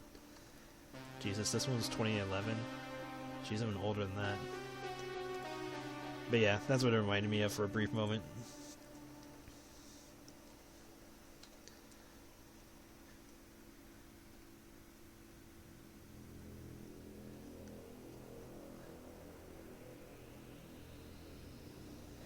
Yeah, that's true. Can, like, change things up. But I think this is fine too, because it's not like red, but it's like a deep pink or a deep magenta, or even rose color. So this is fine. Plus, they're my characters. It's not like oh, you made another character that wears the same top. It's like, bitch. There's only so many fashion choices I can make everybody wear before they eventually start wearing the same shit.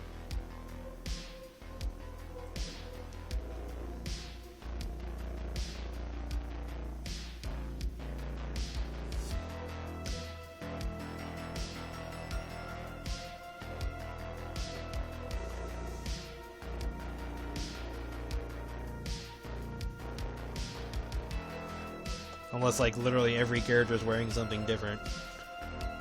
But then again, like, I do need to make, like, characters that wear casual stuff.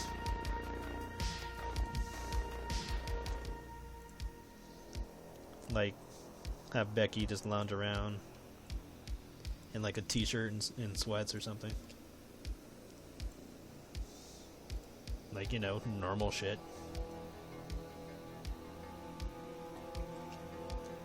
It's like, Becky didn't feel like getting all dressed up, so she just put on a t-shirt and sweats.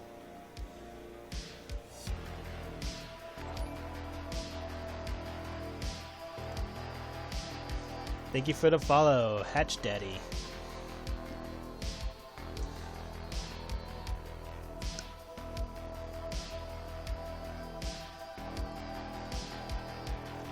I like the name Hatch Daddy because we're all doing this right now. Thank you for the follow, myself.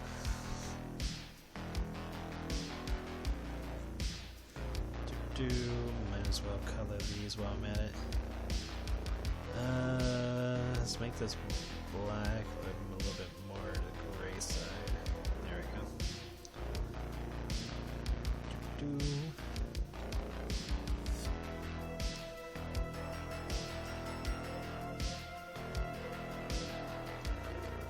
Almost done. Just need to get her feet nails.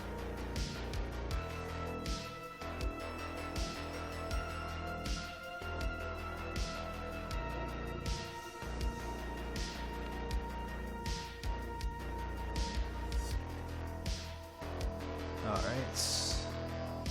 think we're good. Let me just make sure I got this color. Alright, should be good. So, mix. I just realized we got so many birds on the screen right now.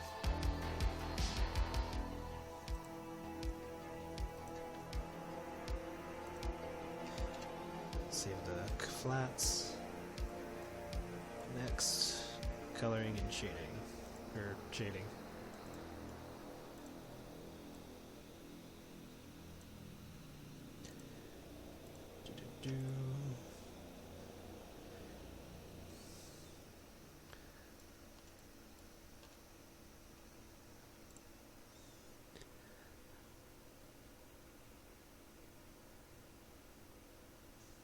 The burbception.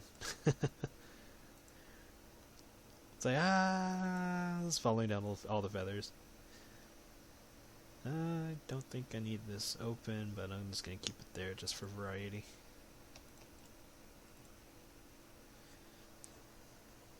Eventually I'll have to try to make a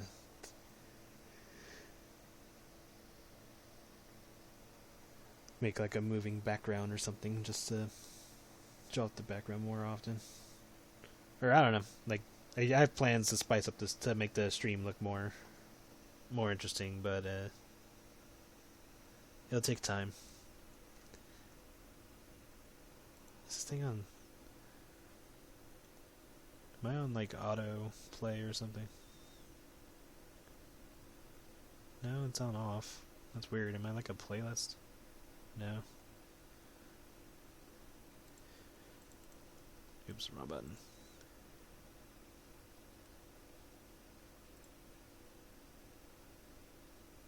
There we go. Let's see. Let's go deep. Let's find something crazy deep.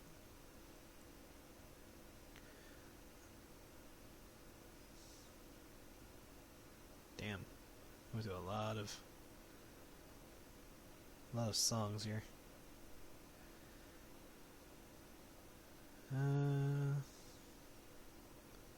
Trying to find a next long one. Yeah, let's try this one.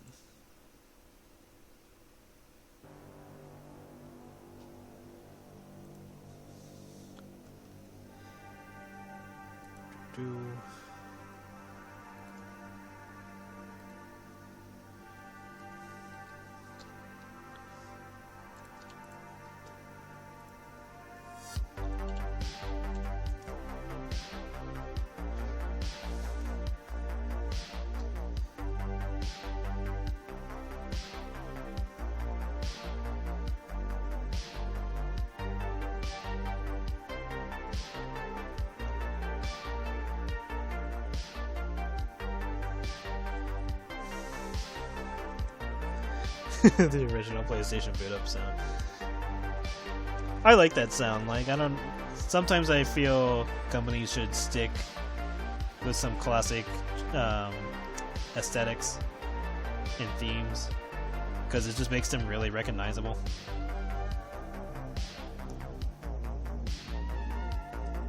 It's like it would be like turning on the Dreamcast. It's like that's just like a unique moment that you just don't forget. I love my Dreamcast.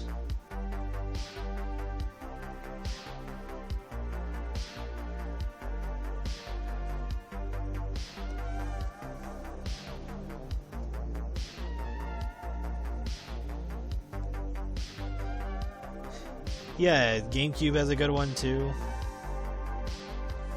Hell, even just hearing Sega when you turn on the Sega Genesis, it's just for any game.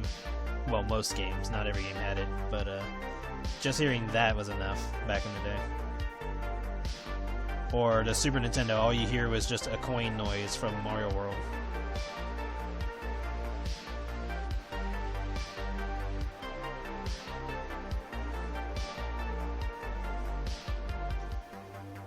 Still waiting on the Dreamcast 2.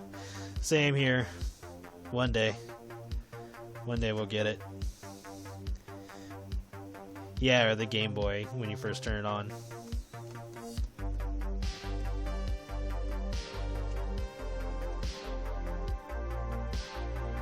Or the Game Boy Advance. That shit had really good startup music too. Yeah, not a lot of games really do that. Or if they do, it's like really subtle and not very interesting. Like, obviously, like the Switch has the whole snap sound effect when you turn it on. And it's okay, but it's not like the best compared to its predecessors. I don't even remember the fucking Wii U. And I don't think the Wii had a startup sound. If it did, I completely forgot. If it did, that means it wasn't that memorable for me to remember. And if it didn't, then it's like, yeah, it just further my point.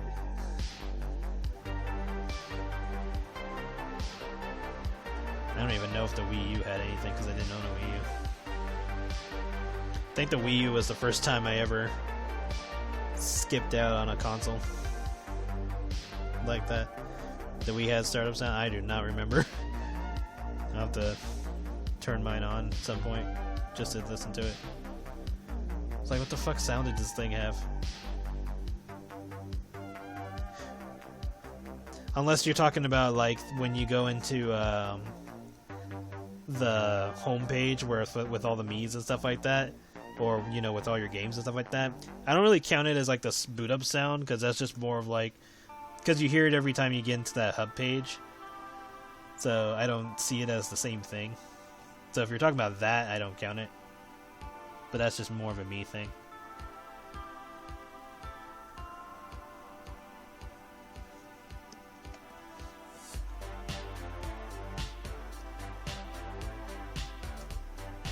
But I guess if that counts, then it's like the closest to it.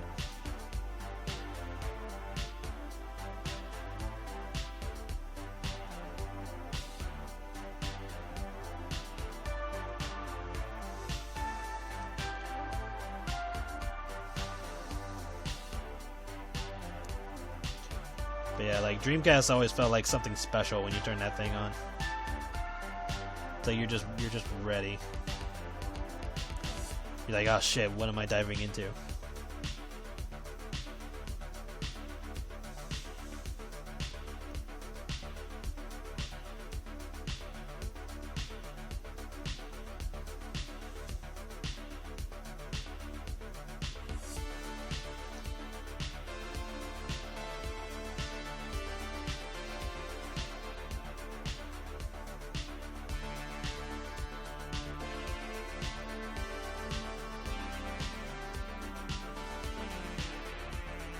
Note to self, after stream I should probably eat something. That would be a smart thing to do.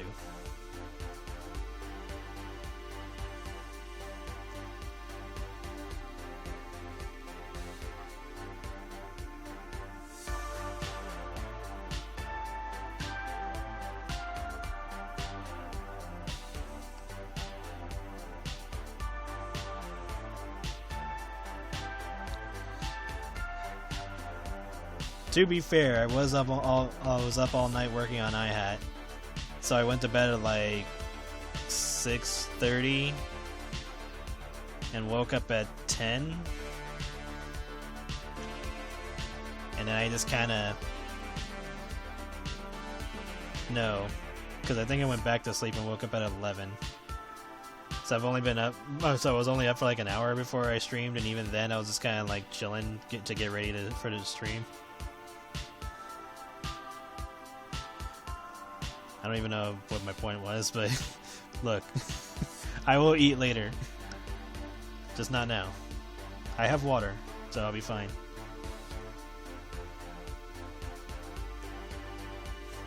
And slowly, my left hand is just writing on the screen saying, send help.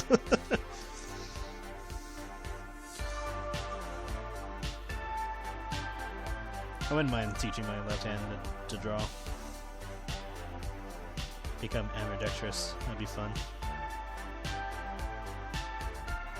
That'd be a useful skill. Okay. Got this.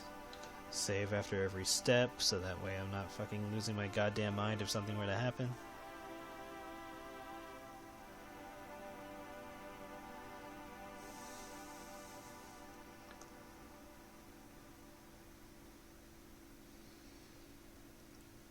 Need to get me a new drive at some point.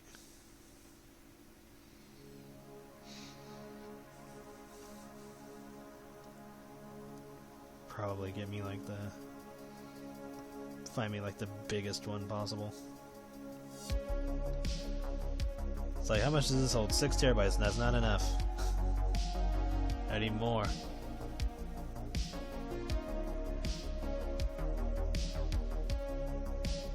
Like, I need more space, sir. What could you possibly need all that space for? I'm saving all the art in the universe. I need it. I need the space.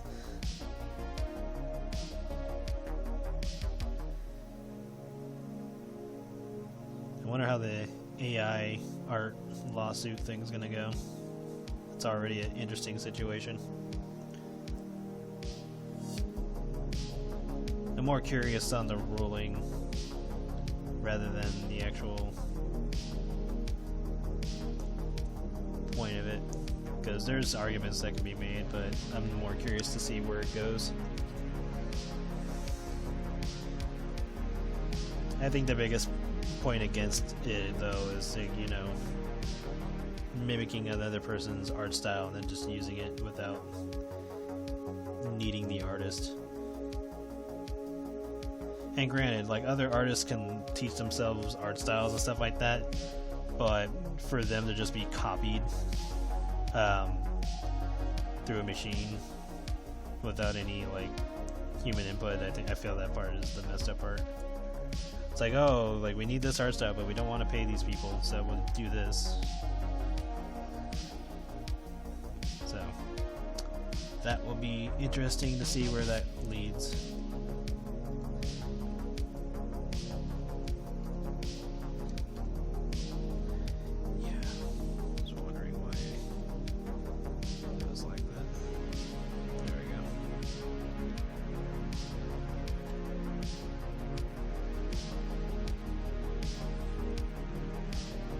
I still think specialist artists will be fine.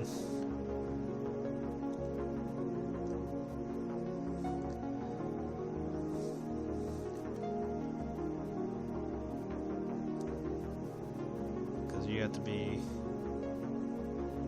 in a more general position for AI art to become a problem.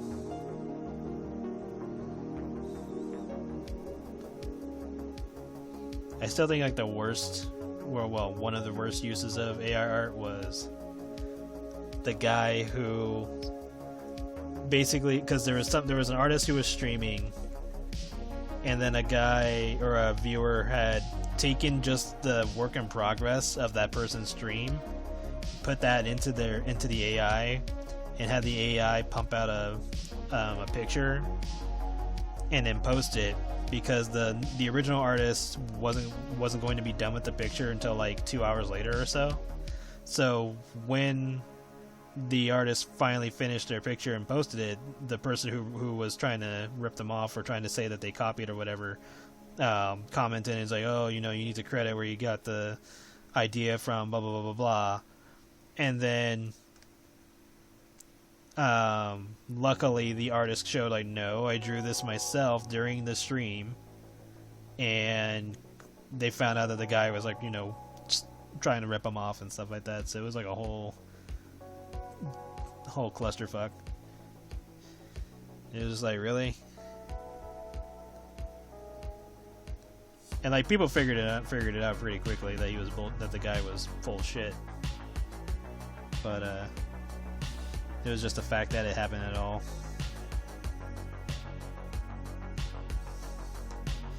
Yeah.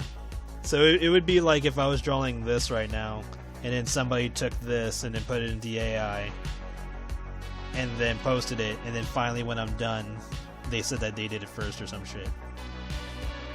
Or whatever the case may be. Yeah, I agree. It is a dickish move.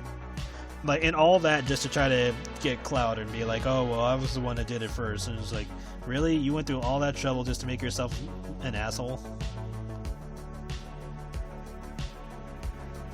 It's like, all that effort for nothing. Nothing worthwhile.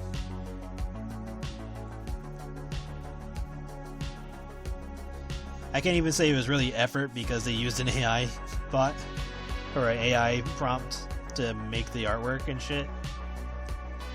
But it was just like one of those wow moments.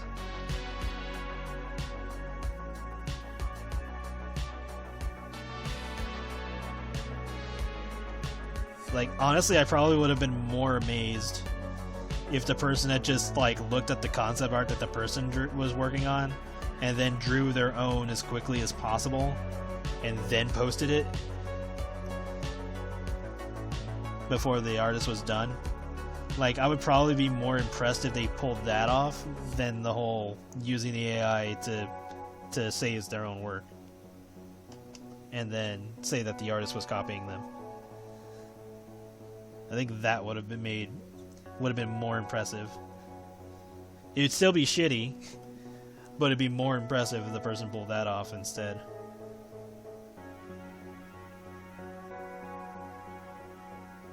It's like a bit of irony that I would respect an an asshole if they had actually drawn the picture themselves.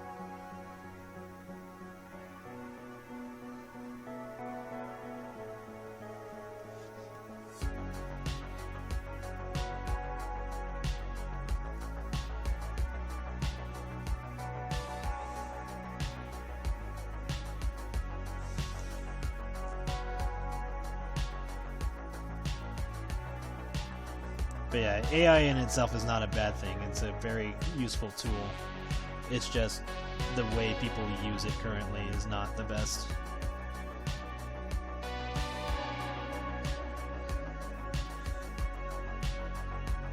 Or the way some people use it. I can't say like it's everybody. It's just more like a noticeable few.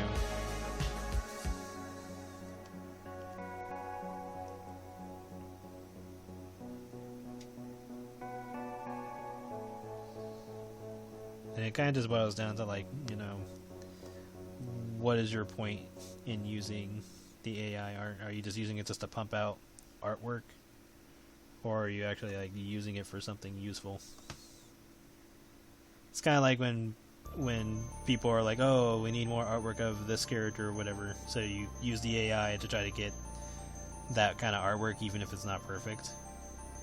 Because obviously the AI has trouble sticking to a style at times, but or being consistent with a character design, but it's like, are you looking for something unique with the artwork, or are you just trying to pump?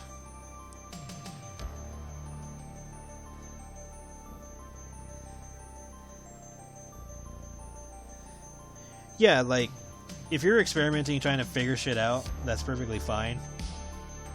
But if someone's just doing it for the sake of just pumping out artwork because they were asked to do so, so it'd be like, oh, we need more Blaze the Cat, so let's pump out 40 pics of kind of Blaze the Cat, not entirely, because, you know, it's not perfect, but here it is, and I'm just like, okay.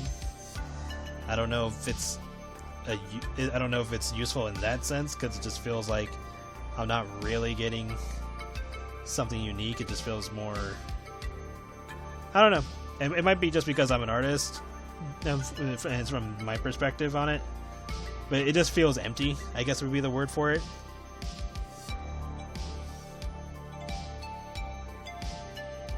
It's kind of like you're tossed. It's like being tossed a shit ton of junk food, and you're just waiting for the good shit to show up. I guess that's the way I'm thinking of it.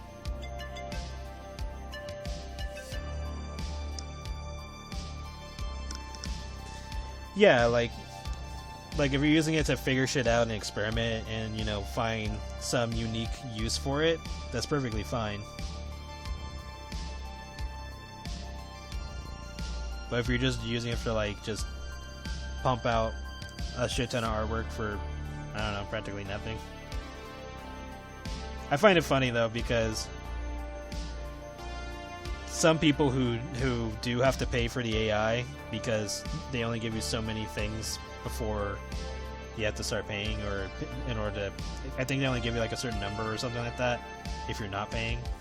But, like, I find the irony where people don't want to pay artists but pay for the AI, and then when people ask the people who are paying for the AI to post a fuck ton of artwork, it's like the irony of, like, well, here's a site that was made to not pay artists so we could get stuff for free, but now we're asking other people who do pay for the AI to pump shit out for free.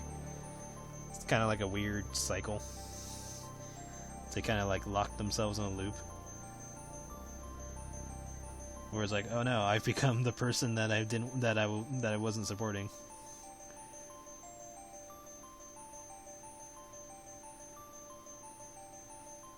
Just my observation from a particular website that I will not name. 8R7 is just yeah, exactly. It's just a tool. The problem is when people try to use that tool to use as their own work, or claim that they did it themselves, type of situation. Yeah, I was in amendment. Yeah, like AI has mistakes and stuff like that. Around 15 per page, and with 15 euro, you get like 1,000 monthly.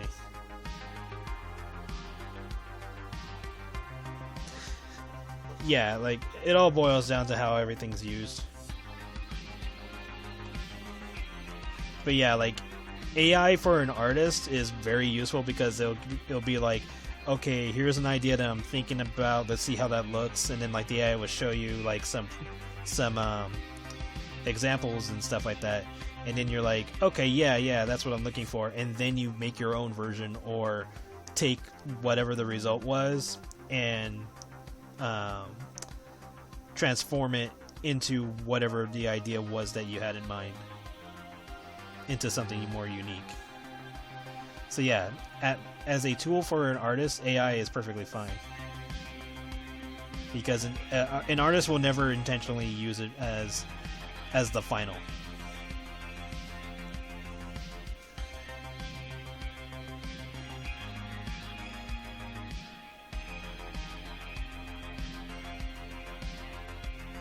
Yeah, like AI will make their mistakes, and that's why if an artist was actually using it, they would like, you know, fix the mistakes and stuff like that, either make whatever adjustments they needed to make it more unique and actually usable. Whereas the people who are just using it to like inflate themselves, to make themselves look like they did something, they will just post whatever it was. That's kind of it. They won't like try to make any changes to it. They won't try to make it unique. They renew points at the start of the month, but the renewal of the sub is set to a month after you start it. That's interesting.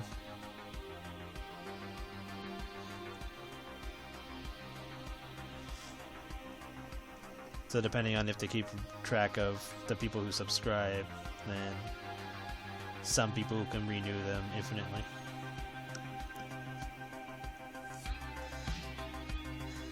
But yeah, as a tool, perfectly fine. Got no problems with it. Cause like, was it Junji Ito? No, it wasn't Junji Ito. It was another guy who passed away. Because there was one person who was making, air quotes, a tribute to a Japanese artist. I can't believe I'm blanking on his name right now. I don't want to say it's Junji Ito. I want to say it was somebody else. But like, as a air quotes tribute, he had the AI train on the guy's artwork, and then posted it, and then said, like, you know, give me credit for the artwork, and everyone's like, what the fuck? And it was like 2 days after the guy passed away too, so it wasn't even like well timed on doing that. And everybody got pissed because it's like, so let me get this straight. As a tribute, you took the guy's artwork, gave it to an AI, then posted the result, but then you want credit for the artwork that the AI made. Gotcha.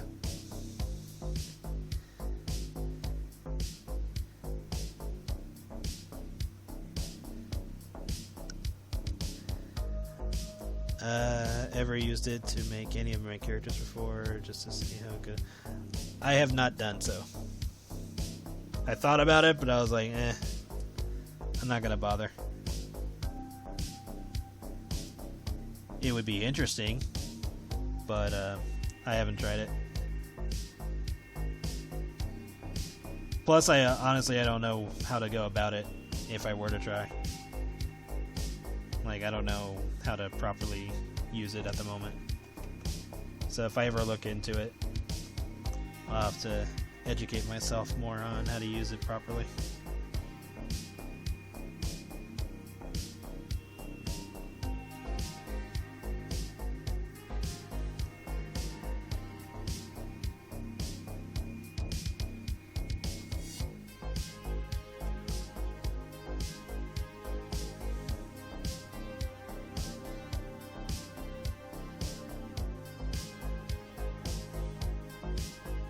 Because I think it would need enough of my artwork to figure it out. So I'll probably, if I were to do it, I'd probably use Jam for it.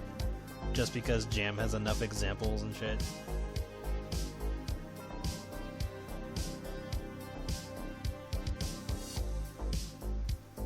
And she's pretty simple, so the AI should be able to figure it out. I don't know. Like I said, I haven't really attempted to do so. If I do, I'll let you guys know. Be like, oh yeah, this is what the AI came up with. Best way to do it is just type in a few keywords to get the hang of the basics and try to do some more advanced keywords.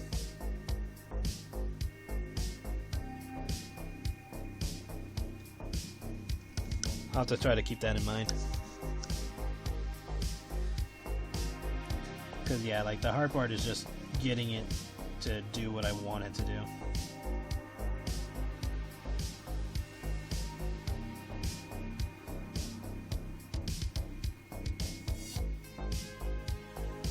But I enjoy drawing, so I'll probably never use it.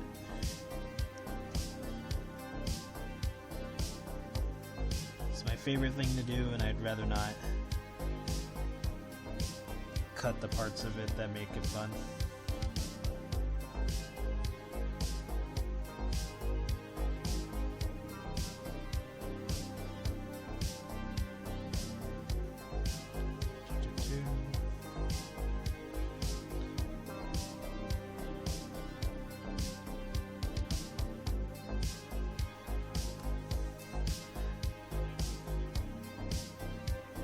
Use them how you see fit.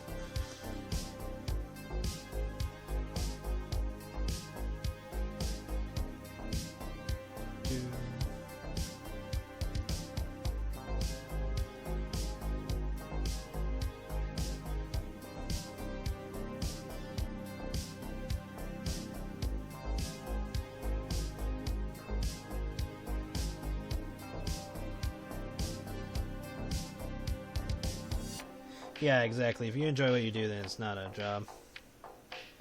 Sally Acorn weight gain force feeding. Oh, it's almost midnight over there? Damn. It'll be 3 o'clock for me in about another 40 minutes. I'll probably call the stream for the day after I'm done with Lucy. So yeah, once I'm done with Lucy, I think I'll be done for today. Okay.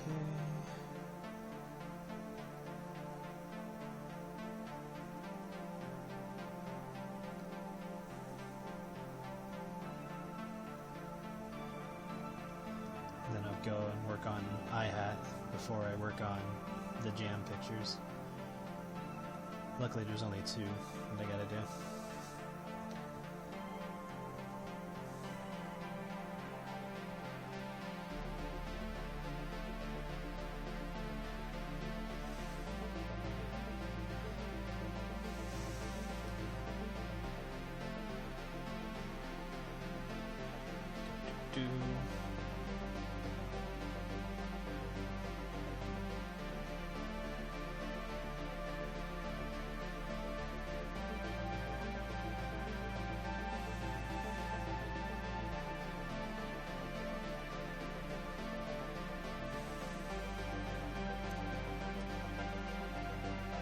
Oh yeah, I don't think I allow links on the stream, because that way it prevents random people from posting not safe for work stuff, to put it lightly, or like, you know, phishing sites.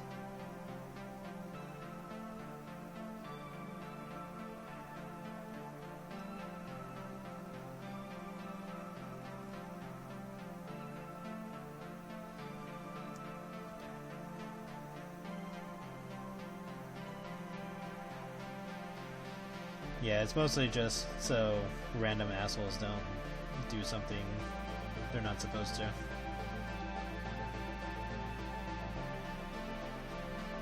Other than that, I wouldn't normally care. I was like, oh yeah, but like,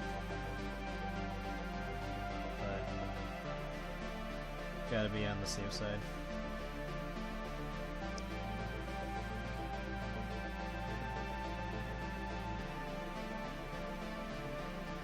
I'll have to make sure Picardo is set up the same way.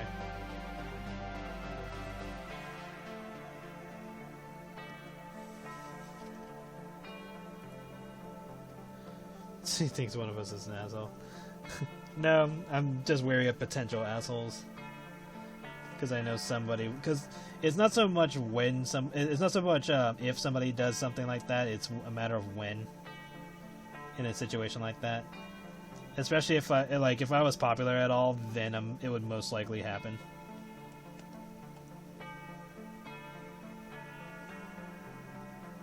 Like I remember a long time ago when me and my friends were doing Skullgirl stuff, and we went to I think it was a studio or something, because I guess they did like live streams and whatever, and we were doing like a small Skullgirls tournament, and somebody in the chat made the bright idea of posting someone jerking off on a I don't know if it was a camera or a screenshot or something, but yeah, somebody was doing that on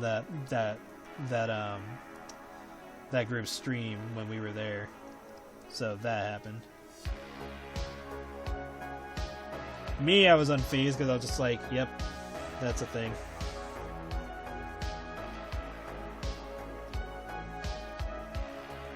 Like, honestly, being into furry shit, I was just kind of unimpressed at that point. I was like, that's some basic shit. But obviously they had to like scramble to make sure that user got banned. But yeah, it's like situations like that you gotta avoid. Which is one of the reasons why I don't post the chat itself, in the off chance something not, I guess the best words for it is just not appropriate. In case somebody does something not appropriate. And usually there's like a alert to tell you like, hey, this word might be not appropriate. So, because like I can choose what messages show up if they get alerted on, but I know some people will figure out loopholes and stuff like that, and I'm just like, I'd rather just prevent the problem in general. Another thing about it, AI did give me one of my favorite pictures ever. A horrible fun factor. Yeah, like AI doing the funny artwork or the funny stories it was always a good time. Like the one where it was talking about Batman that somebody posted. I forget the specifics, but it made like this whole freaking scenario of what the Joker would do. And it was pretty funny when I first heard it. Okay, so did all that. This is probably unnecessary right here, but I'm gonna do it anyway. I think we're good. I should put a little dark shadow underneath these.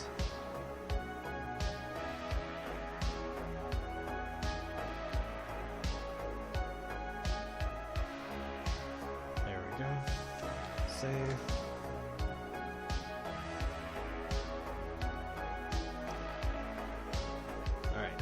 Got past this part.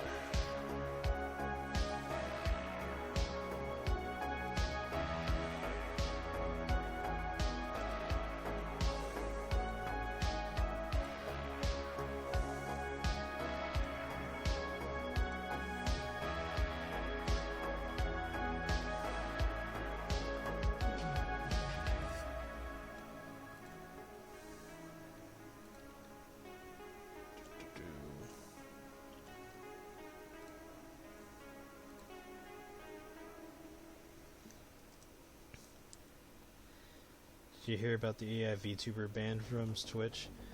I heard about it, but I just don't know the specifics behind it. I don't know what caused the ban, or I don't know how the AI VTuber acts. So that'll probably be something I look into when I'm working on I'll probably listen up on that and see what was up in that situation.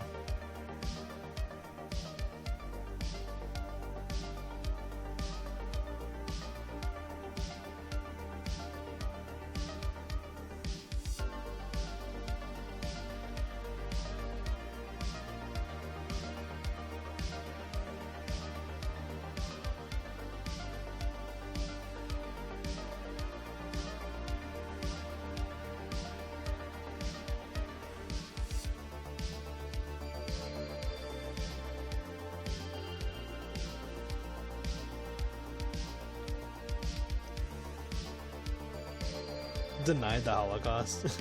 What the fuck?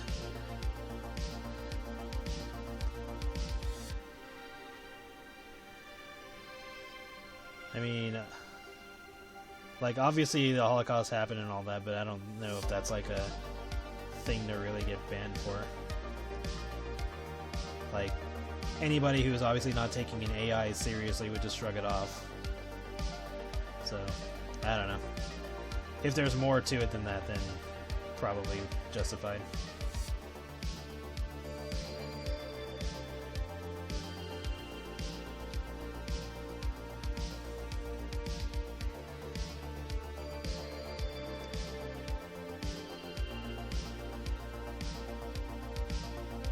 Well, yeah, you gotta... If you're gonna use AI to, like, pretend to be a person and stuff like that, you gotta give it like not even necessarily safeguards, because you know, if it wants to say whatever nonsense it'll come up with, then it'll say it. But just more like, if you're gonna want it to be family friendly, or you know, geared towards, you know, being to a open audience and stuff like that, then you just gotta give it limits. You gotta tell it not to use certain things. I mean, because like obviously I need to watch the whatever news channels that talk about it to get a better context, but like something like saying denied the Holocaust, like, how do you even prepare for something like that? It's not a curse, it's not like a curse word, it's not like it's saying something racist necessarily, but it's just like, how do you even prepare for something like that? Because it's all random. It's just going to gradually get to whatever subject that it eventually gets to.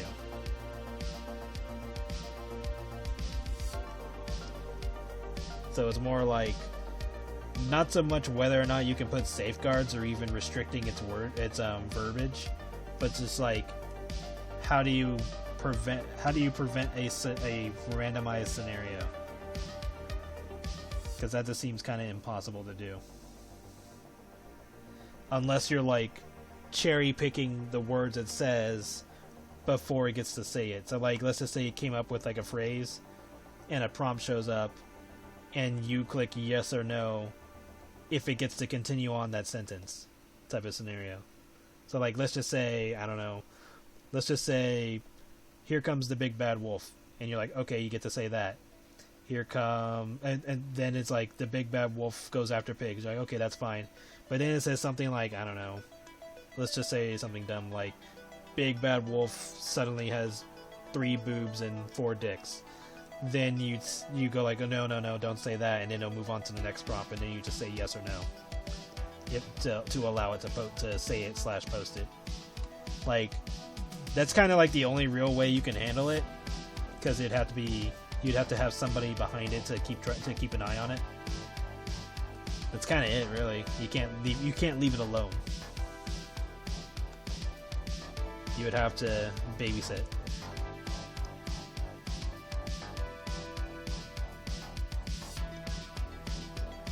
Yeah, I'm gonna add the fish now on the legs. I'm gonna do that after I'm done with the shading part, because I'll make it part of the line art. Because that way, whatever I do to the line art will work on the fishnets.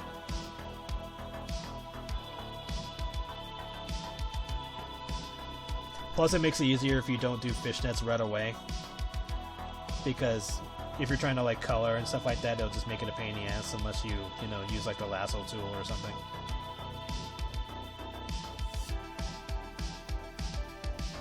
So yeah, small details like that you can like if you know what you're doing, you can just do that stuff last.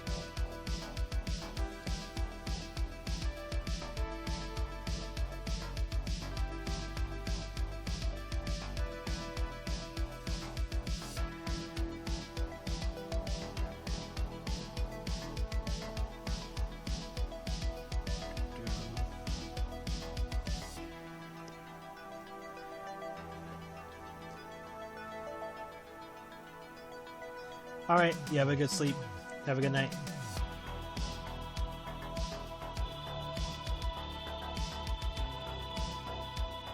Thank you for coming.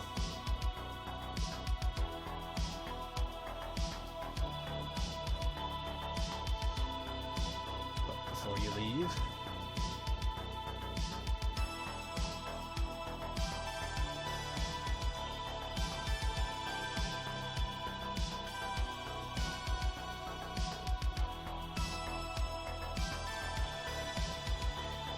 yeah, best of luck. But I will let people know beforehand, so that way they have like at least a little bit of a chance of trying to get a spot. The hard part is just going how to go about it on multiple websites, because I can either just say I will be open after a certain amount after a certain time and day and leave it at that. But like I can't just post open and then do that on every site, because between each site there's probably going to be a small bit of time before, you know, each site gets to have their posting and stuff like that. So I mean, and I know there's a site that lets you post on everything simultaneously, or at least I think it's simultaneous. So, assuming that's the case, I might have to use that. But I think the best way for me to go about it is just say, I will be open on this day at this time, and leave it at that, as long as I let people know beforehand. So, I'll try that and see what happens.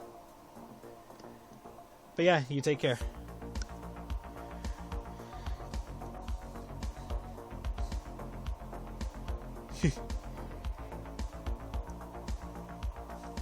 May God's warm embrace will thighs.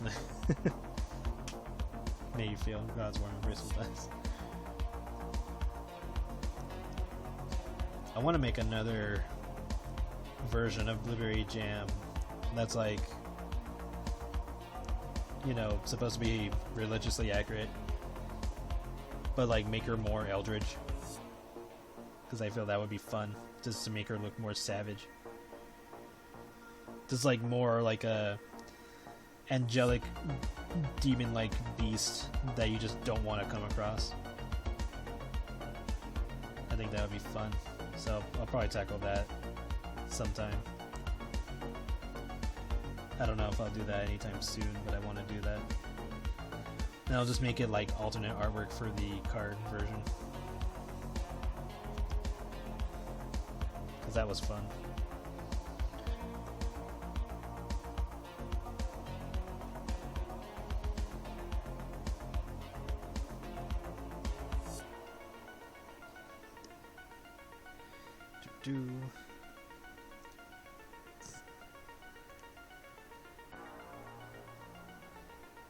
The more competition for God's Throne, the better.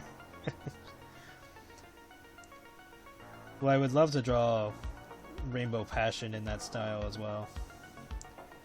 So, once I practice more and get a better idea of how I want to go about Eldritch Horror, I'll definitely have her be one of the characters that I draw.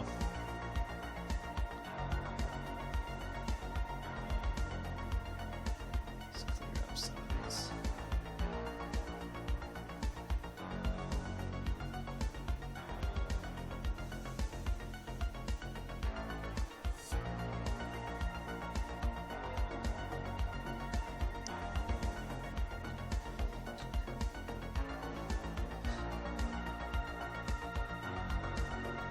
Oh, Rainbow Passion?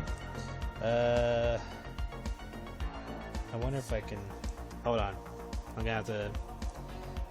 Let me make this stream invisible, and then I'll show her, but I'll have to cover her up. So, let's save, so... Hold on a moment.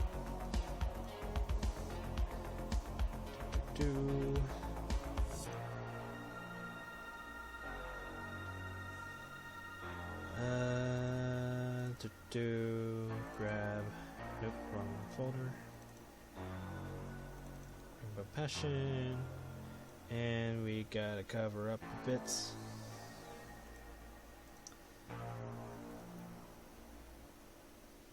Yeah.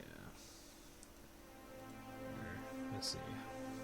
Trying not to cover up all of her, but might have to. I mean, you can't really see much on that part, but I'm gonna cover it up anyway.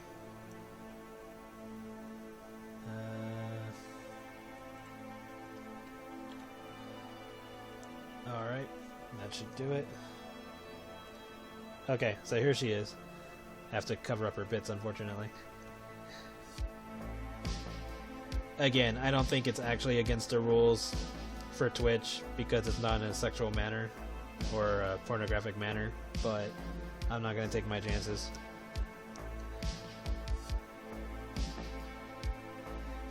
But yeah, I'll post her soon on DeviantArt and all the other places.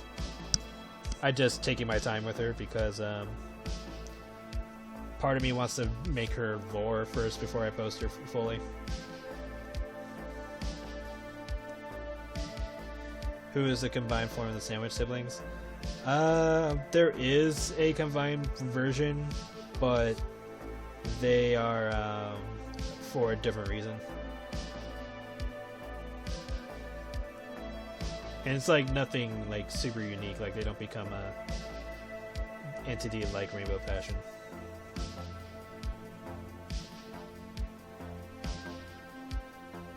Yeah, so I think once I make her lore, make Rainbow Passion's lore, I will post her fully. Yeah, the fusion I was thinking for the sandwich group was going to be BLT. Or I was going to call it Ultimate BLT. But yeah, that's Rainbow Passion. Close this out. Do not save because I do not want black bars on her boobs. I could just make a cloned version of her, but it kind of defeats the point. But then again, Yorjadov wears a bra, so I guess it's not that out of the ordinary. Though Yor doesn't require a bra.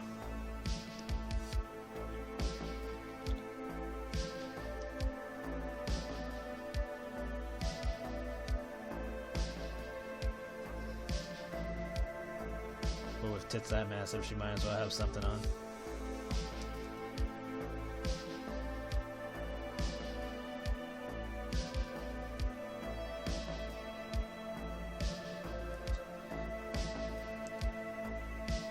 But yeah, it's been a while since I made character lore, and it's only just because it takes a bit of time.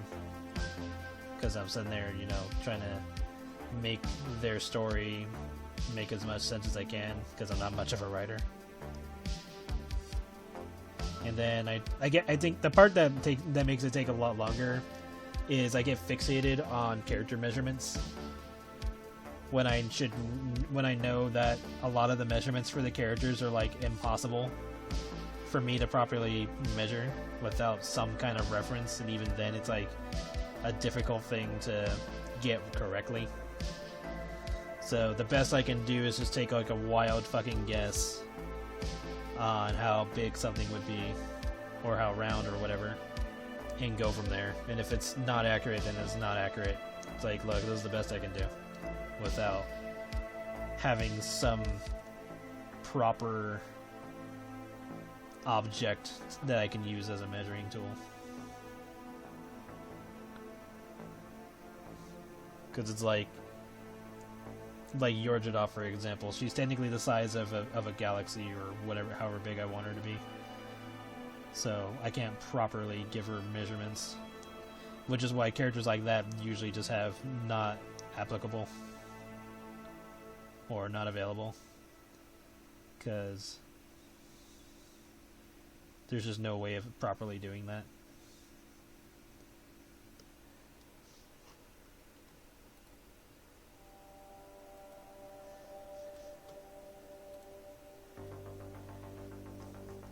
You can barely fit her bra. If she existed in real life, we wouldn't even be a fraction of her bra. Like planet Earth itself wouldn't take up much space at all in her bra. It'd just be like a little marble in her bra. That is how big she is realistically. Like, she can change her size depending on where she goes, but her default size is enormous.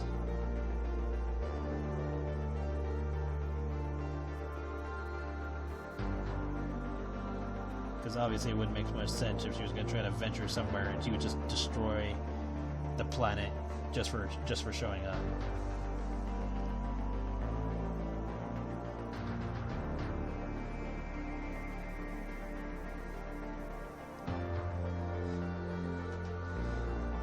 Anything Watermelon's bra size and bigger.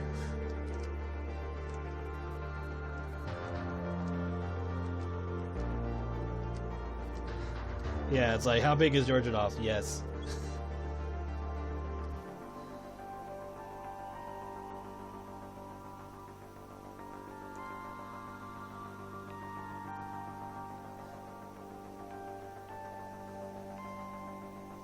But yeah, I just gotta stop getting fixated on character measurements, and I think I'll be fine pumping out lore a little bit more often.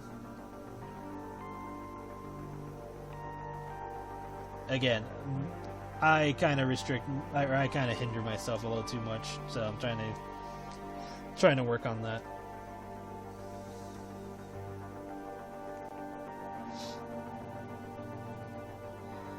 That's why I'm trying to take this year so seriously, because I'm trying to get content out and trying to move stories on and stuff like that. Alright. Let's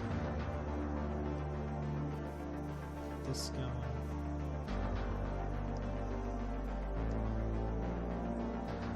Oh shit, I got a lot more followers now, because the last time I looked at it, it was like, what, 70 or 68 or something like that? We're at 74. Coming up in the world. Okay, so... That's fine. So let's do this.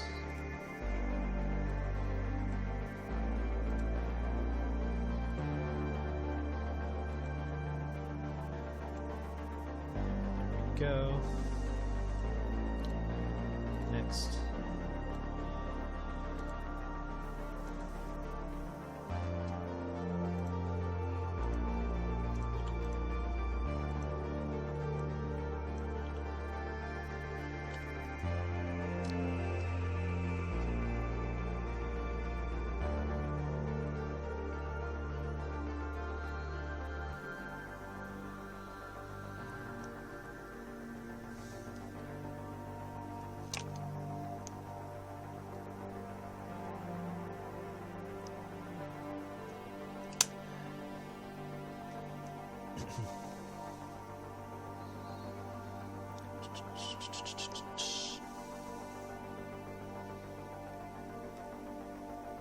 Maybe if I have time I can work on Becky's nun outfit. Shouldn't take me too long, but I still gotta set up the outfit itself. And then I gotta adjust Becky so that way it's not like I just throw it on her. I want it to actually look like a outfit that's on her.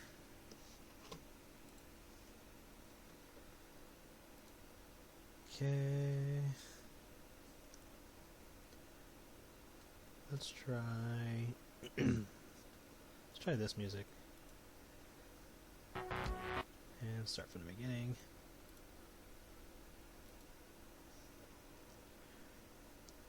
Random idea, Plum at a sports event wearing a 69 jersey and banging a cheerleader somewhere.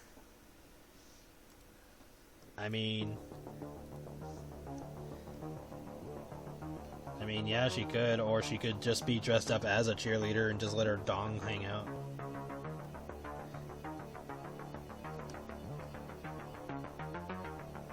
Get sucked off by another cheerleader, I don't know.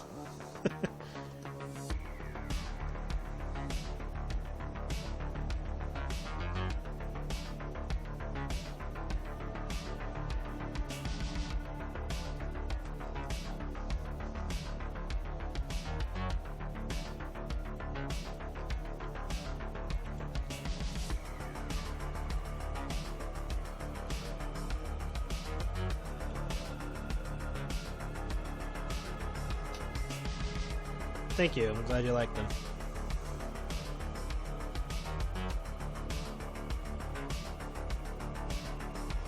For the love of all things, Lou, draw it, man.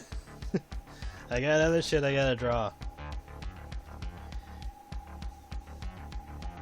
Plum will get her time because she's the next character for Greenfield, so whenever I get back to doing Greenfield again, she will have her time. I'm not going to promise that she's going to get sucked off by a cheerleader, but I'll try to keep that in mind.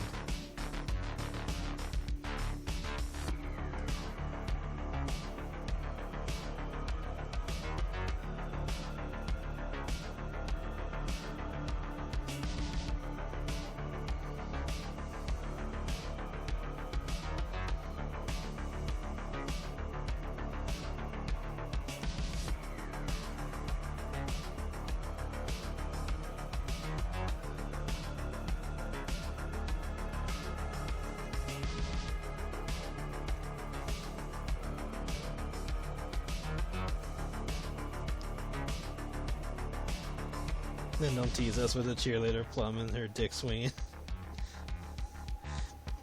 I will tease as much as I want, thank you very much. Because I just might draw it. And when I do, you know, you'll know the reasons. Then again, it could be just because I want to.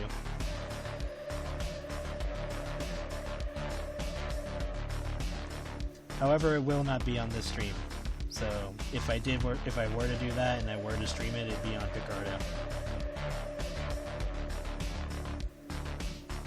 So if you're not following me on Picardo, then do so. And there should be a link below to take you there.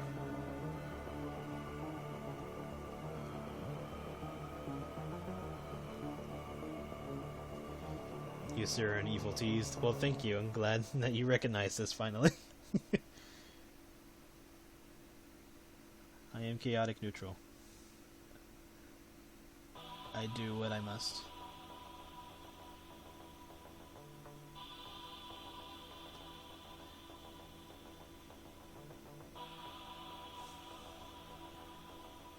Do-do.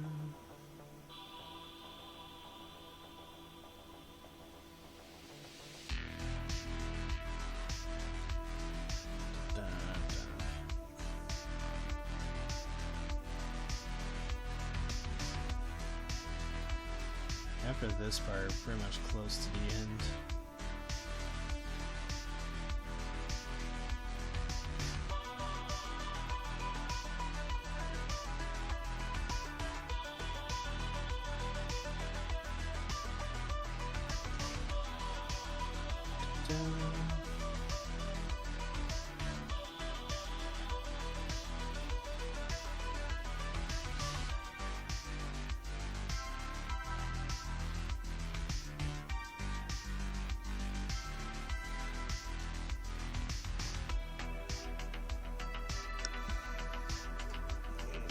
Gotta stretch.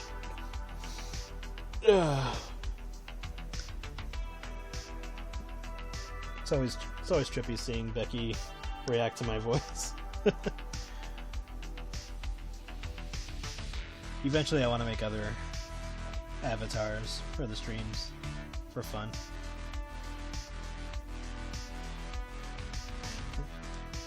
And then once I brush up on animation, I would like them to be animated while they're in the corner. Okay, so got what I need here.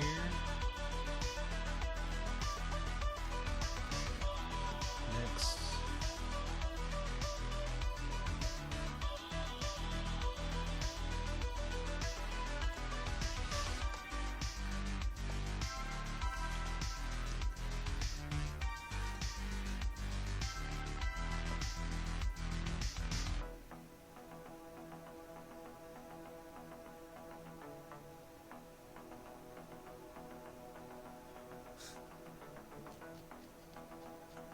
Yeah. Sounds like something her mom would do. Yeah, her mom's a handful. But you gotta understand where Becky comes from in this scenario. She doesn't have the best relationship with her mom. Whereas Lucy has a better relationship, but only because Lucy didn't have the same problems that Becky did.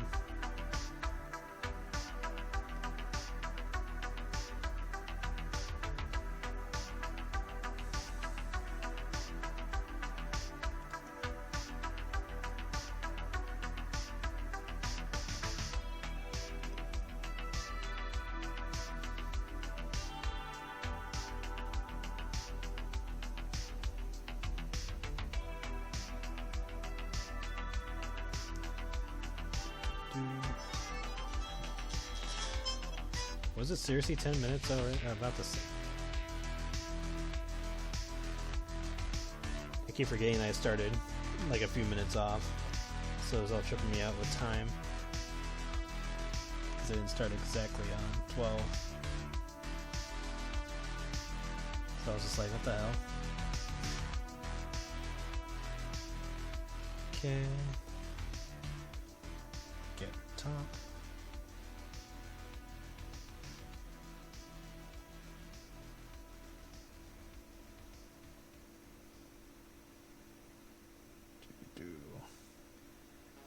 But yeah, I'm definitely going to start drawing more World Gates characters for updating their designs since this is their anniversary this year.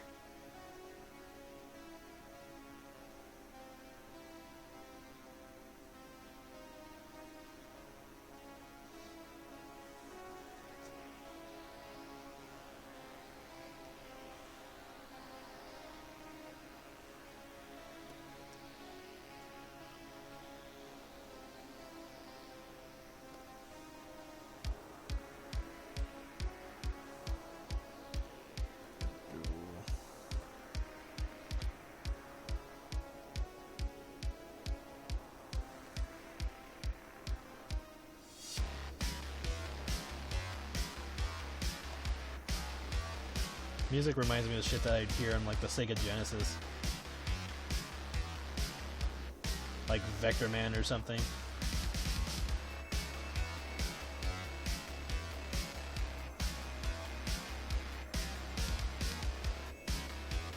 Or even a Sonic level, because Sonic had shit like this too. Like Death Egg Zone in Sonic 3 and Knuckles.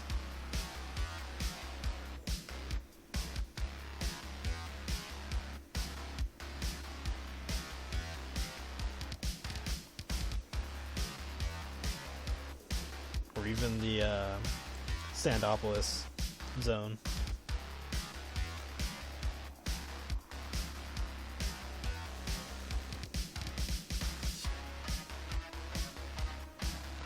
Alright, there we go. Next.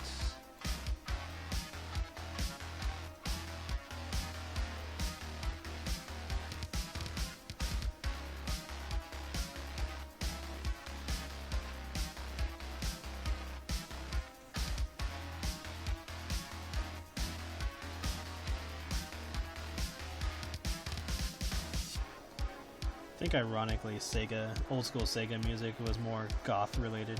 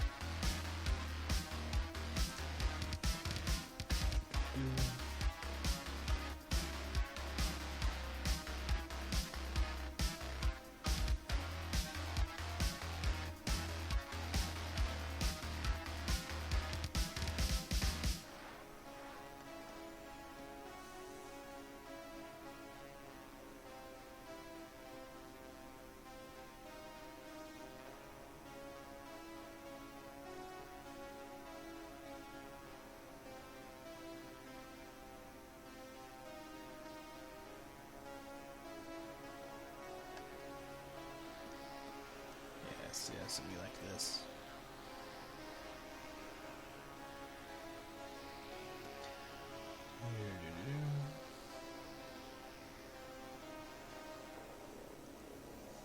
Kind of don't need this here, but I'm gonna have it up.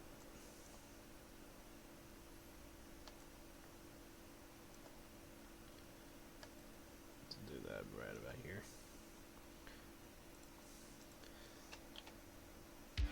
And save.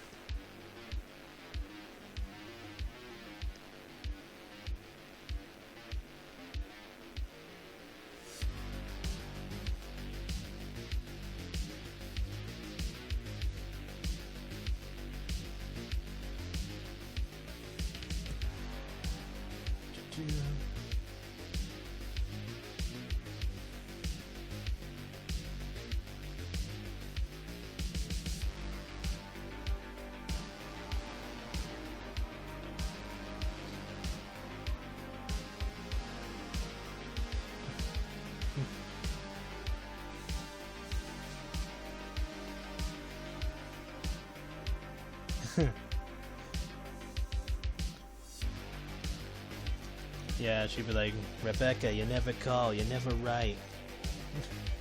She'd be like, why the hell would you expect me to write?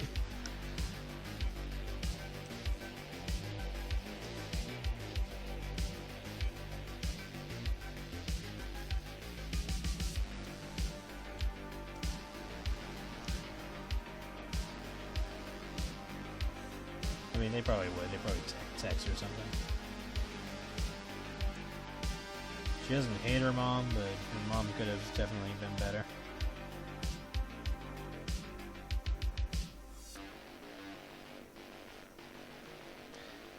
Fuck it up and on this hand too. Or this finger.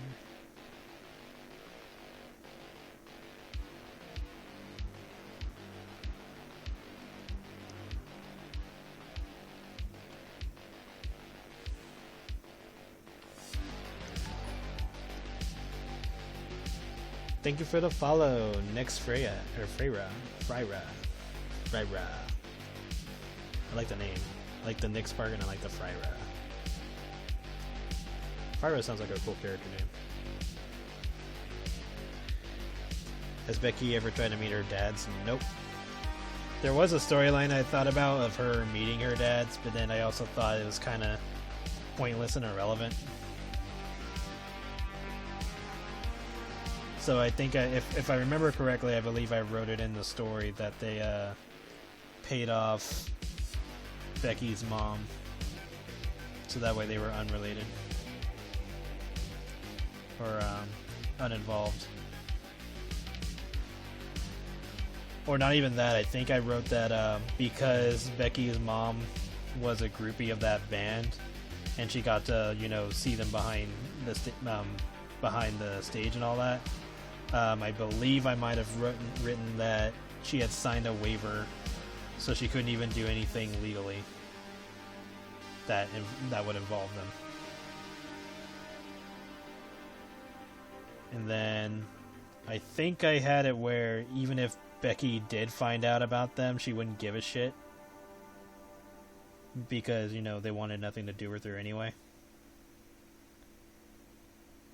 But there could be multiple versions where I could have one where she does meet them and talk to them. But I think initially she just writes them off as like, well, they didn't want to be involved in my life, so fuck them.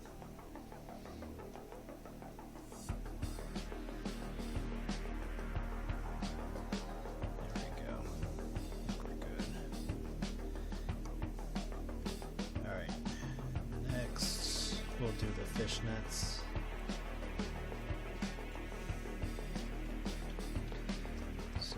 First,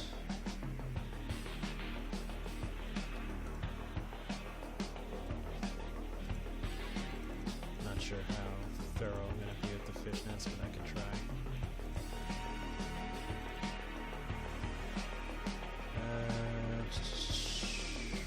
Stitching fishnets. Copy.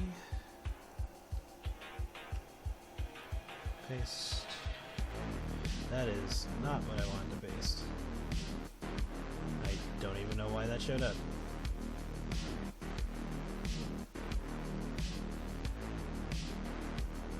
Copy. Thank you. No idea why I did that.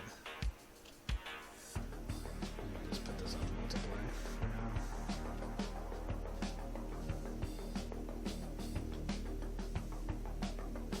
Actually, cancel. Let's get two of these, throw it together.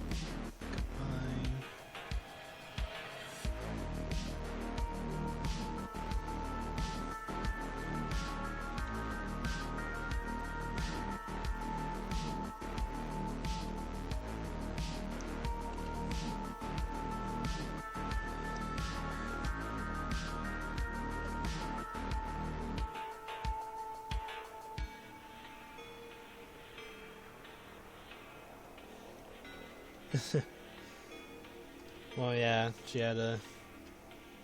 Well, her body didn't become really difficult until later on in years. But still a nuisance.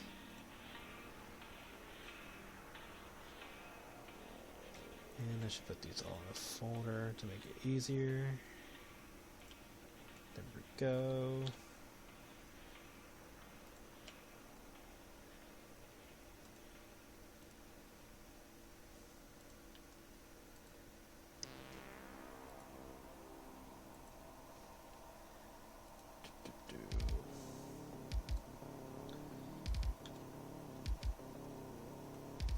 That one.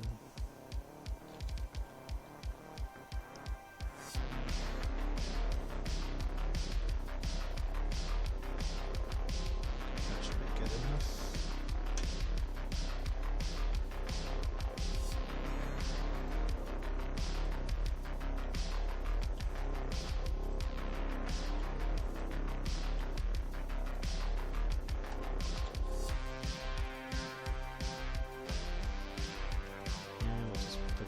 Together.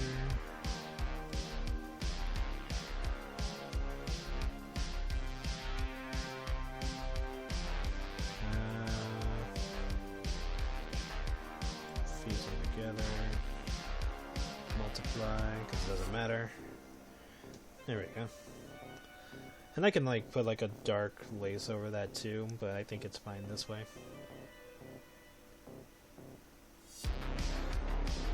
Okay. So let's continue on. I guess I didn't need the folder after all. Let me take it out.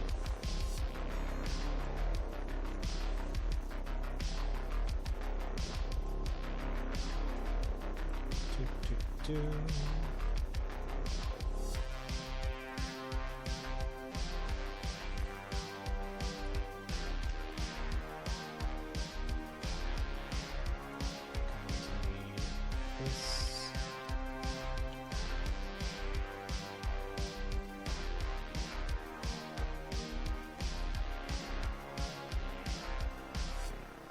Yeah, every time you see me cover the character in black like that, there's a reason behind it. Because depending on layer settings, you can set up like highlights and stuff like that. And there's like other ways to go about it, but it's just the way that I learned how to do it. So I've just been doing it that way.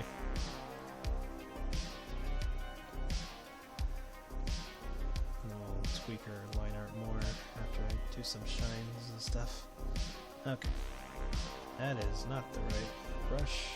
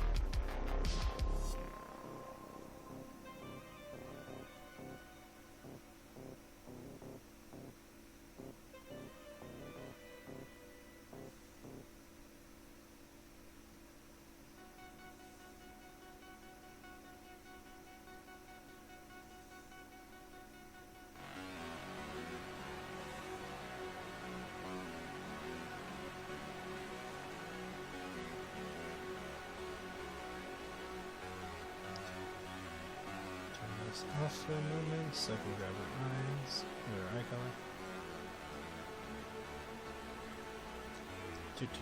Let's see. Does it look like this? Yeah, that's not too bad. What is it?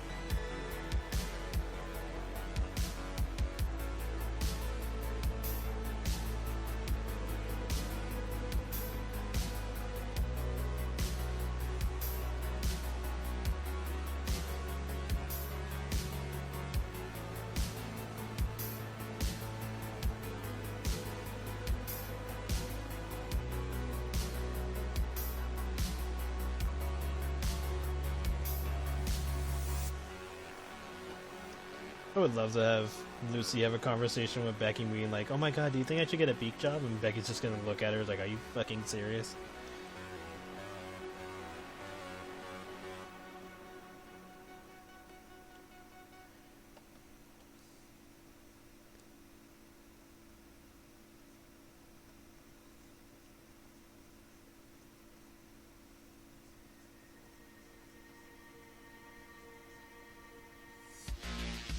Honestly, I should just take quotes from fucking Daria and her sister, Quinn, and just apply that to Becky and Lucy. It's literally, it's almost like the same exact thing, only a little bit more lewd.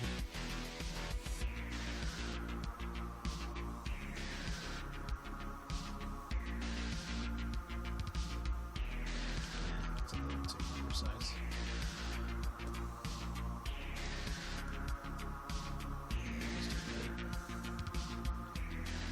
Much better.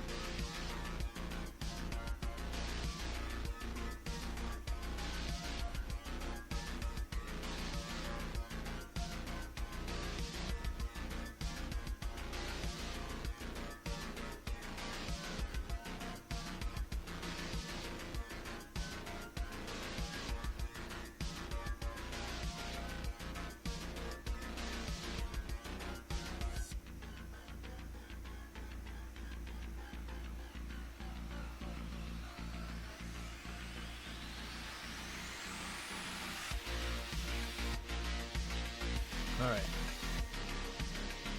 Pretty much got her down. Just gotta take her line art. You know, we can give her a background.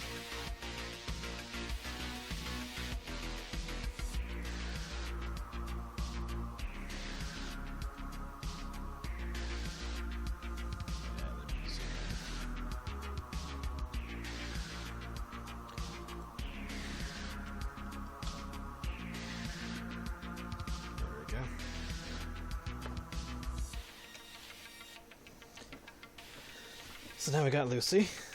Now she just needs a background. Save.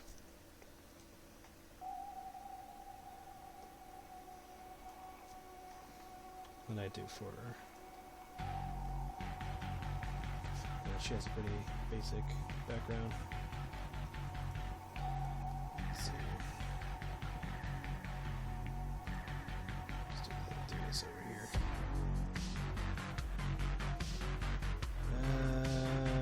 Some basic bitch background. I know, right? Only took more than a decade to give her a proper art piece. I mean, at the end of the day, it's probably for the best that it ended up like this. Or, you know, it happened at this point in time.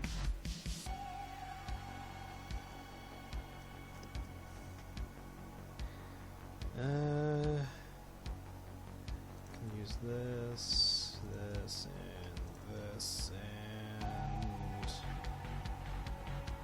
let's combine it with all these. We throw in a bunch of stuff together.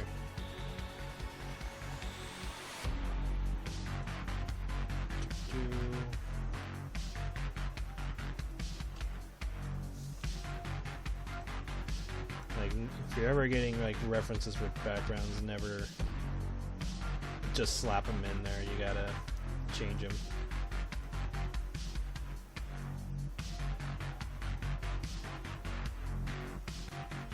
Because you gotta make them into a new original work.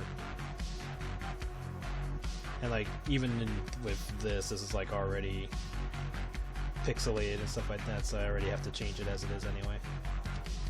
But you've probably seen this used several times throughout my stuff. Next, well, first I should probably give her like a default, just for a base. So let's mix, I don't know, pink and let's do pink and blue. So that offsets the yellow a bit. It's like, oops, that is not the right one. There we go. So we'll start with this. Bring this in. We're gonna blur the shit out of this because it's all pixelated. Let's try 60 and see what I get.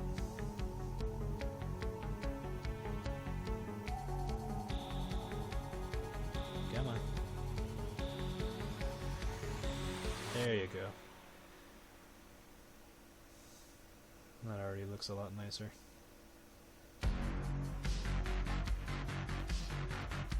Still going.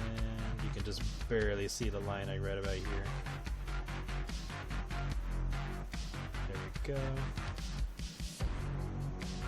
Tweak the hell out of this.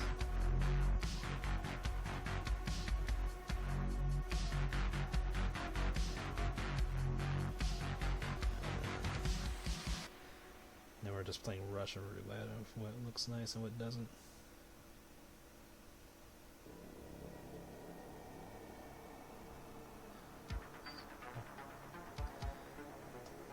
Yeah, this is fine. It's gonna be subtle.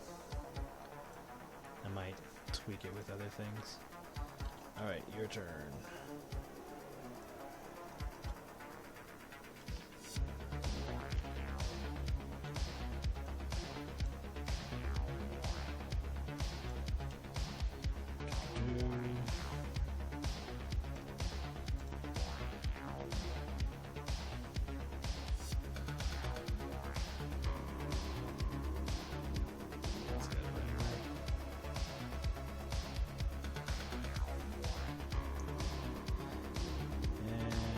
see how this looks with this slab on top. Let's adjust this.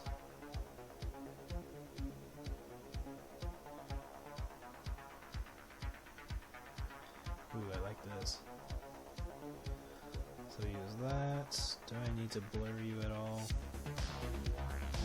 Maybe a little. Let's just try a 6.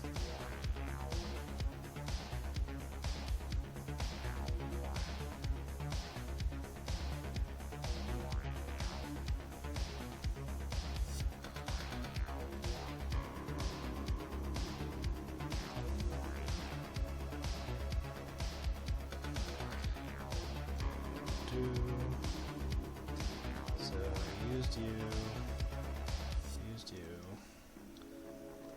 Sure.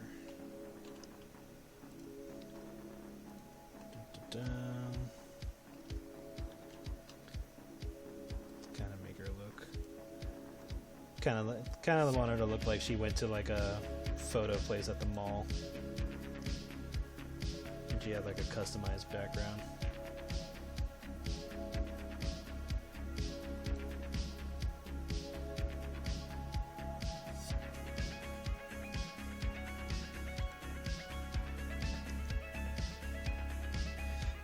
Now to make it a card. Yeah, it'll turn to like pretty much every character will get a card. Like if they have a character portrait or even like a suitable piece of artwork in the comic or something, it's most likely going to have a card. Especially if it's from a comic, because it saves me fucking work on having to redo something or make up something. But most likely it will get a card.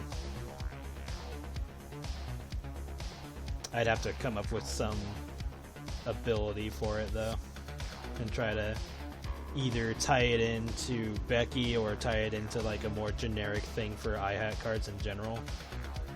But it'll probably be something like a little column A, column B, since cards can get 2 abilities.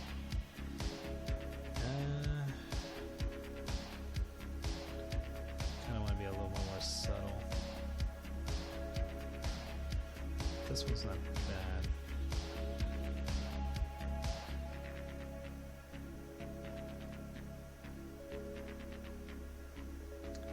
It's between multiply and lighten, I think, but lighten needs to be... Nah, lighten's too much. Maybe overlay? Overlay's not bad, but I feel it drowns out the blue too much. Let's try multiply again. Yeah. Maybe if I stack it. I think stacking it's a little much. We'll see. Still got one more to mess with. And then this was just like a prism thing. Copy. Paste.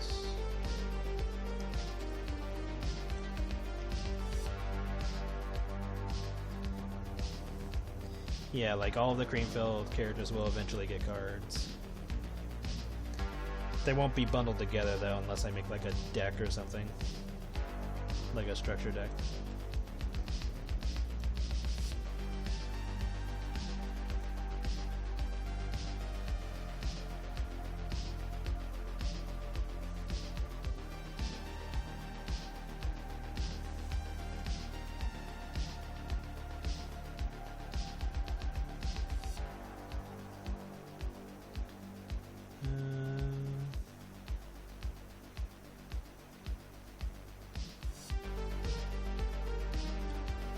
Not awful, but I think it needs to be arranged differently.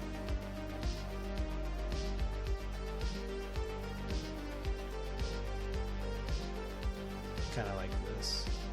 Yeah, I think I like this. Okay, so next, let's give her like a bit of a drop shadow.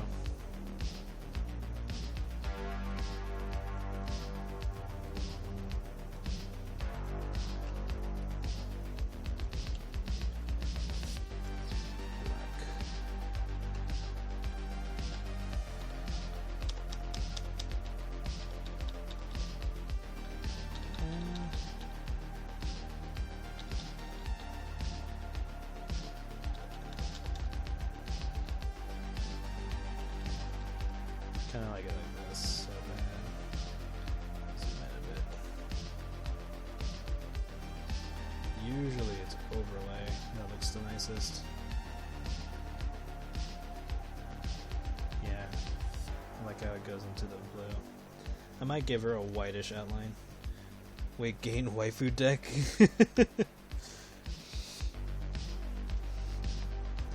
I mean, eventually there'll probably be enough cards to do something like that. Let's see, can I do anything with that white spot?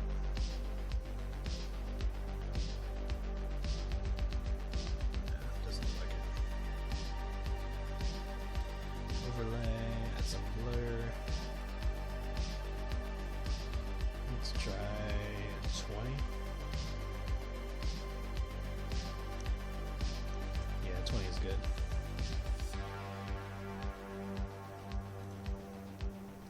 And then let's make one more copy.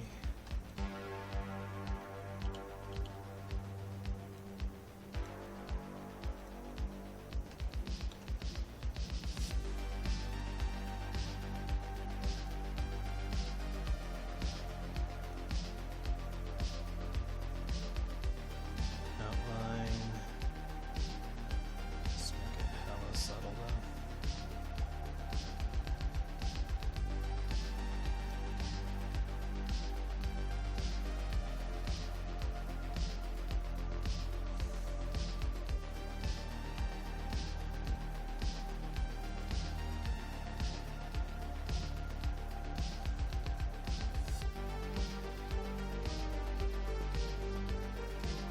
Pasteurize.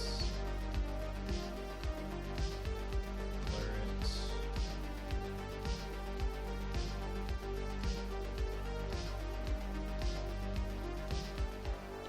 Maybe a 10.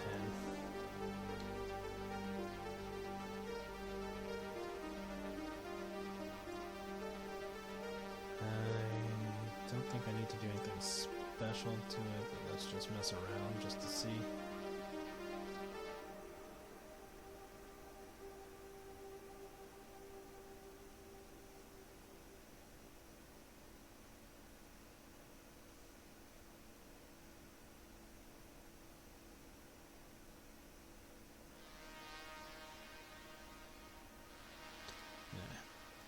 I just want it to be subtle.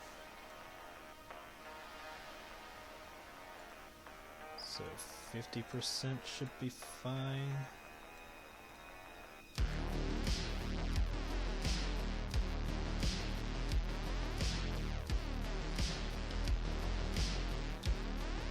Yep, that should be good. Just zoom in a little bit more just to see. I don't think the white outline gets in the way too much. I'll look at it at 30.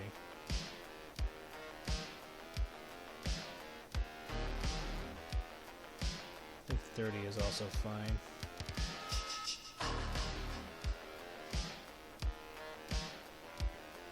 Because I just want it to be not as noticeable, but noticeable enough.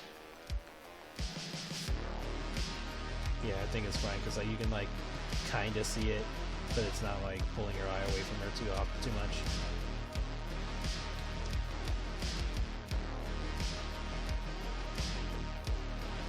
Okay, and with that, I can just put my tag.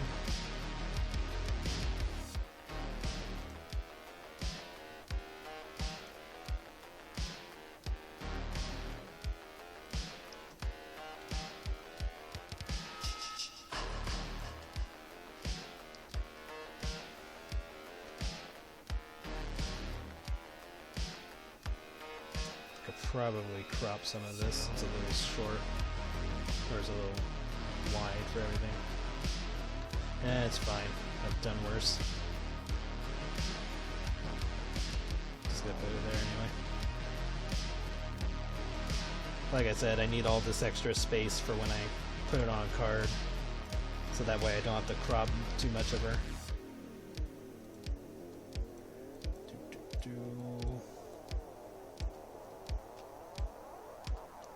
There we go. Save. And we have Lucy. After seemingly 13 years since she was first drawn, or seemingly first drawn, I swear to God, I feel like I drew her sooner than that. But if 2010 was when she was made, then damn. What day exactly? Let me check.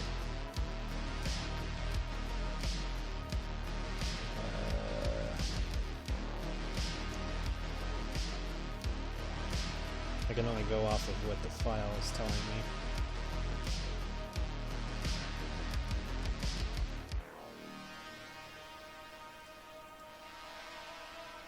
Properties. So according to this, June 27th of 2010. If I'm reading this right.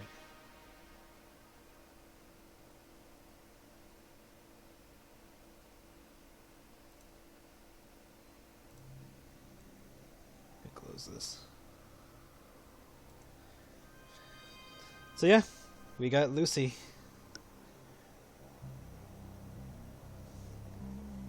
And I think with that, I will call it. I will probably post her not too long after. But yeah, thank you everybody for coming. I'm going to stream again tomorrow at 12. Probably work on another character or adopt a character or something. And yeah, this was fun. I had a good time. I will see you guys tomorrow. And you guys have a good night or day, whatever your time zone is. Take care. Draw. Draw whatever you want. Draw them thick if you like. You know, big and thick. But yeah, you guys take care. You guys have a good day. Thank you again for coming, and you guys have a good day, alright? I know I'm not really good at ending.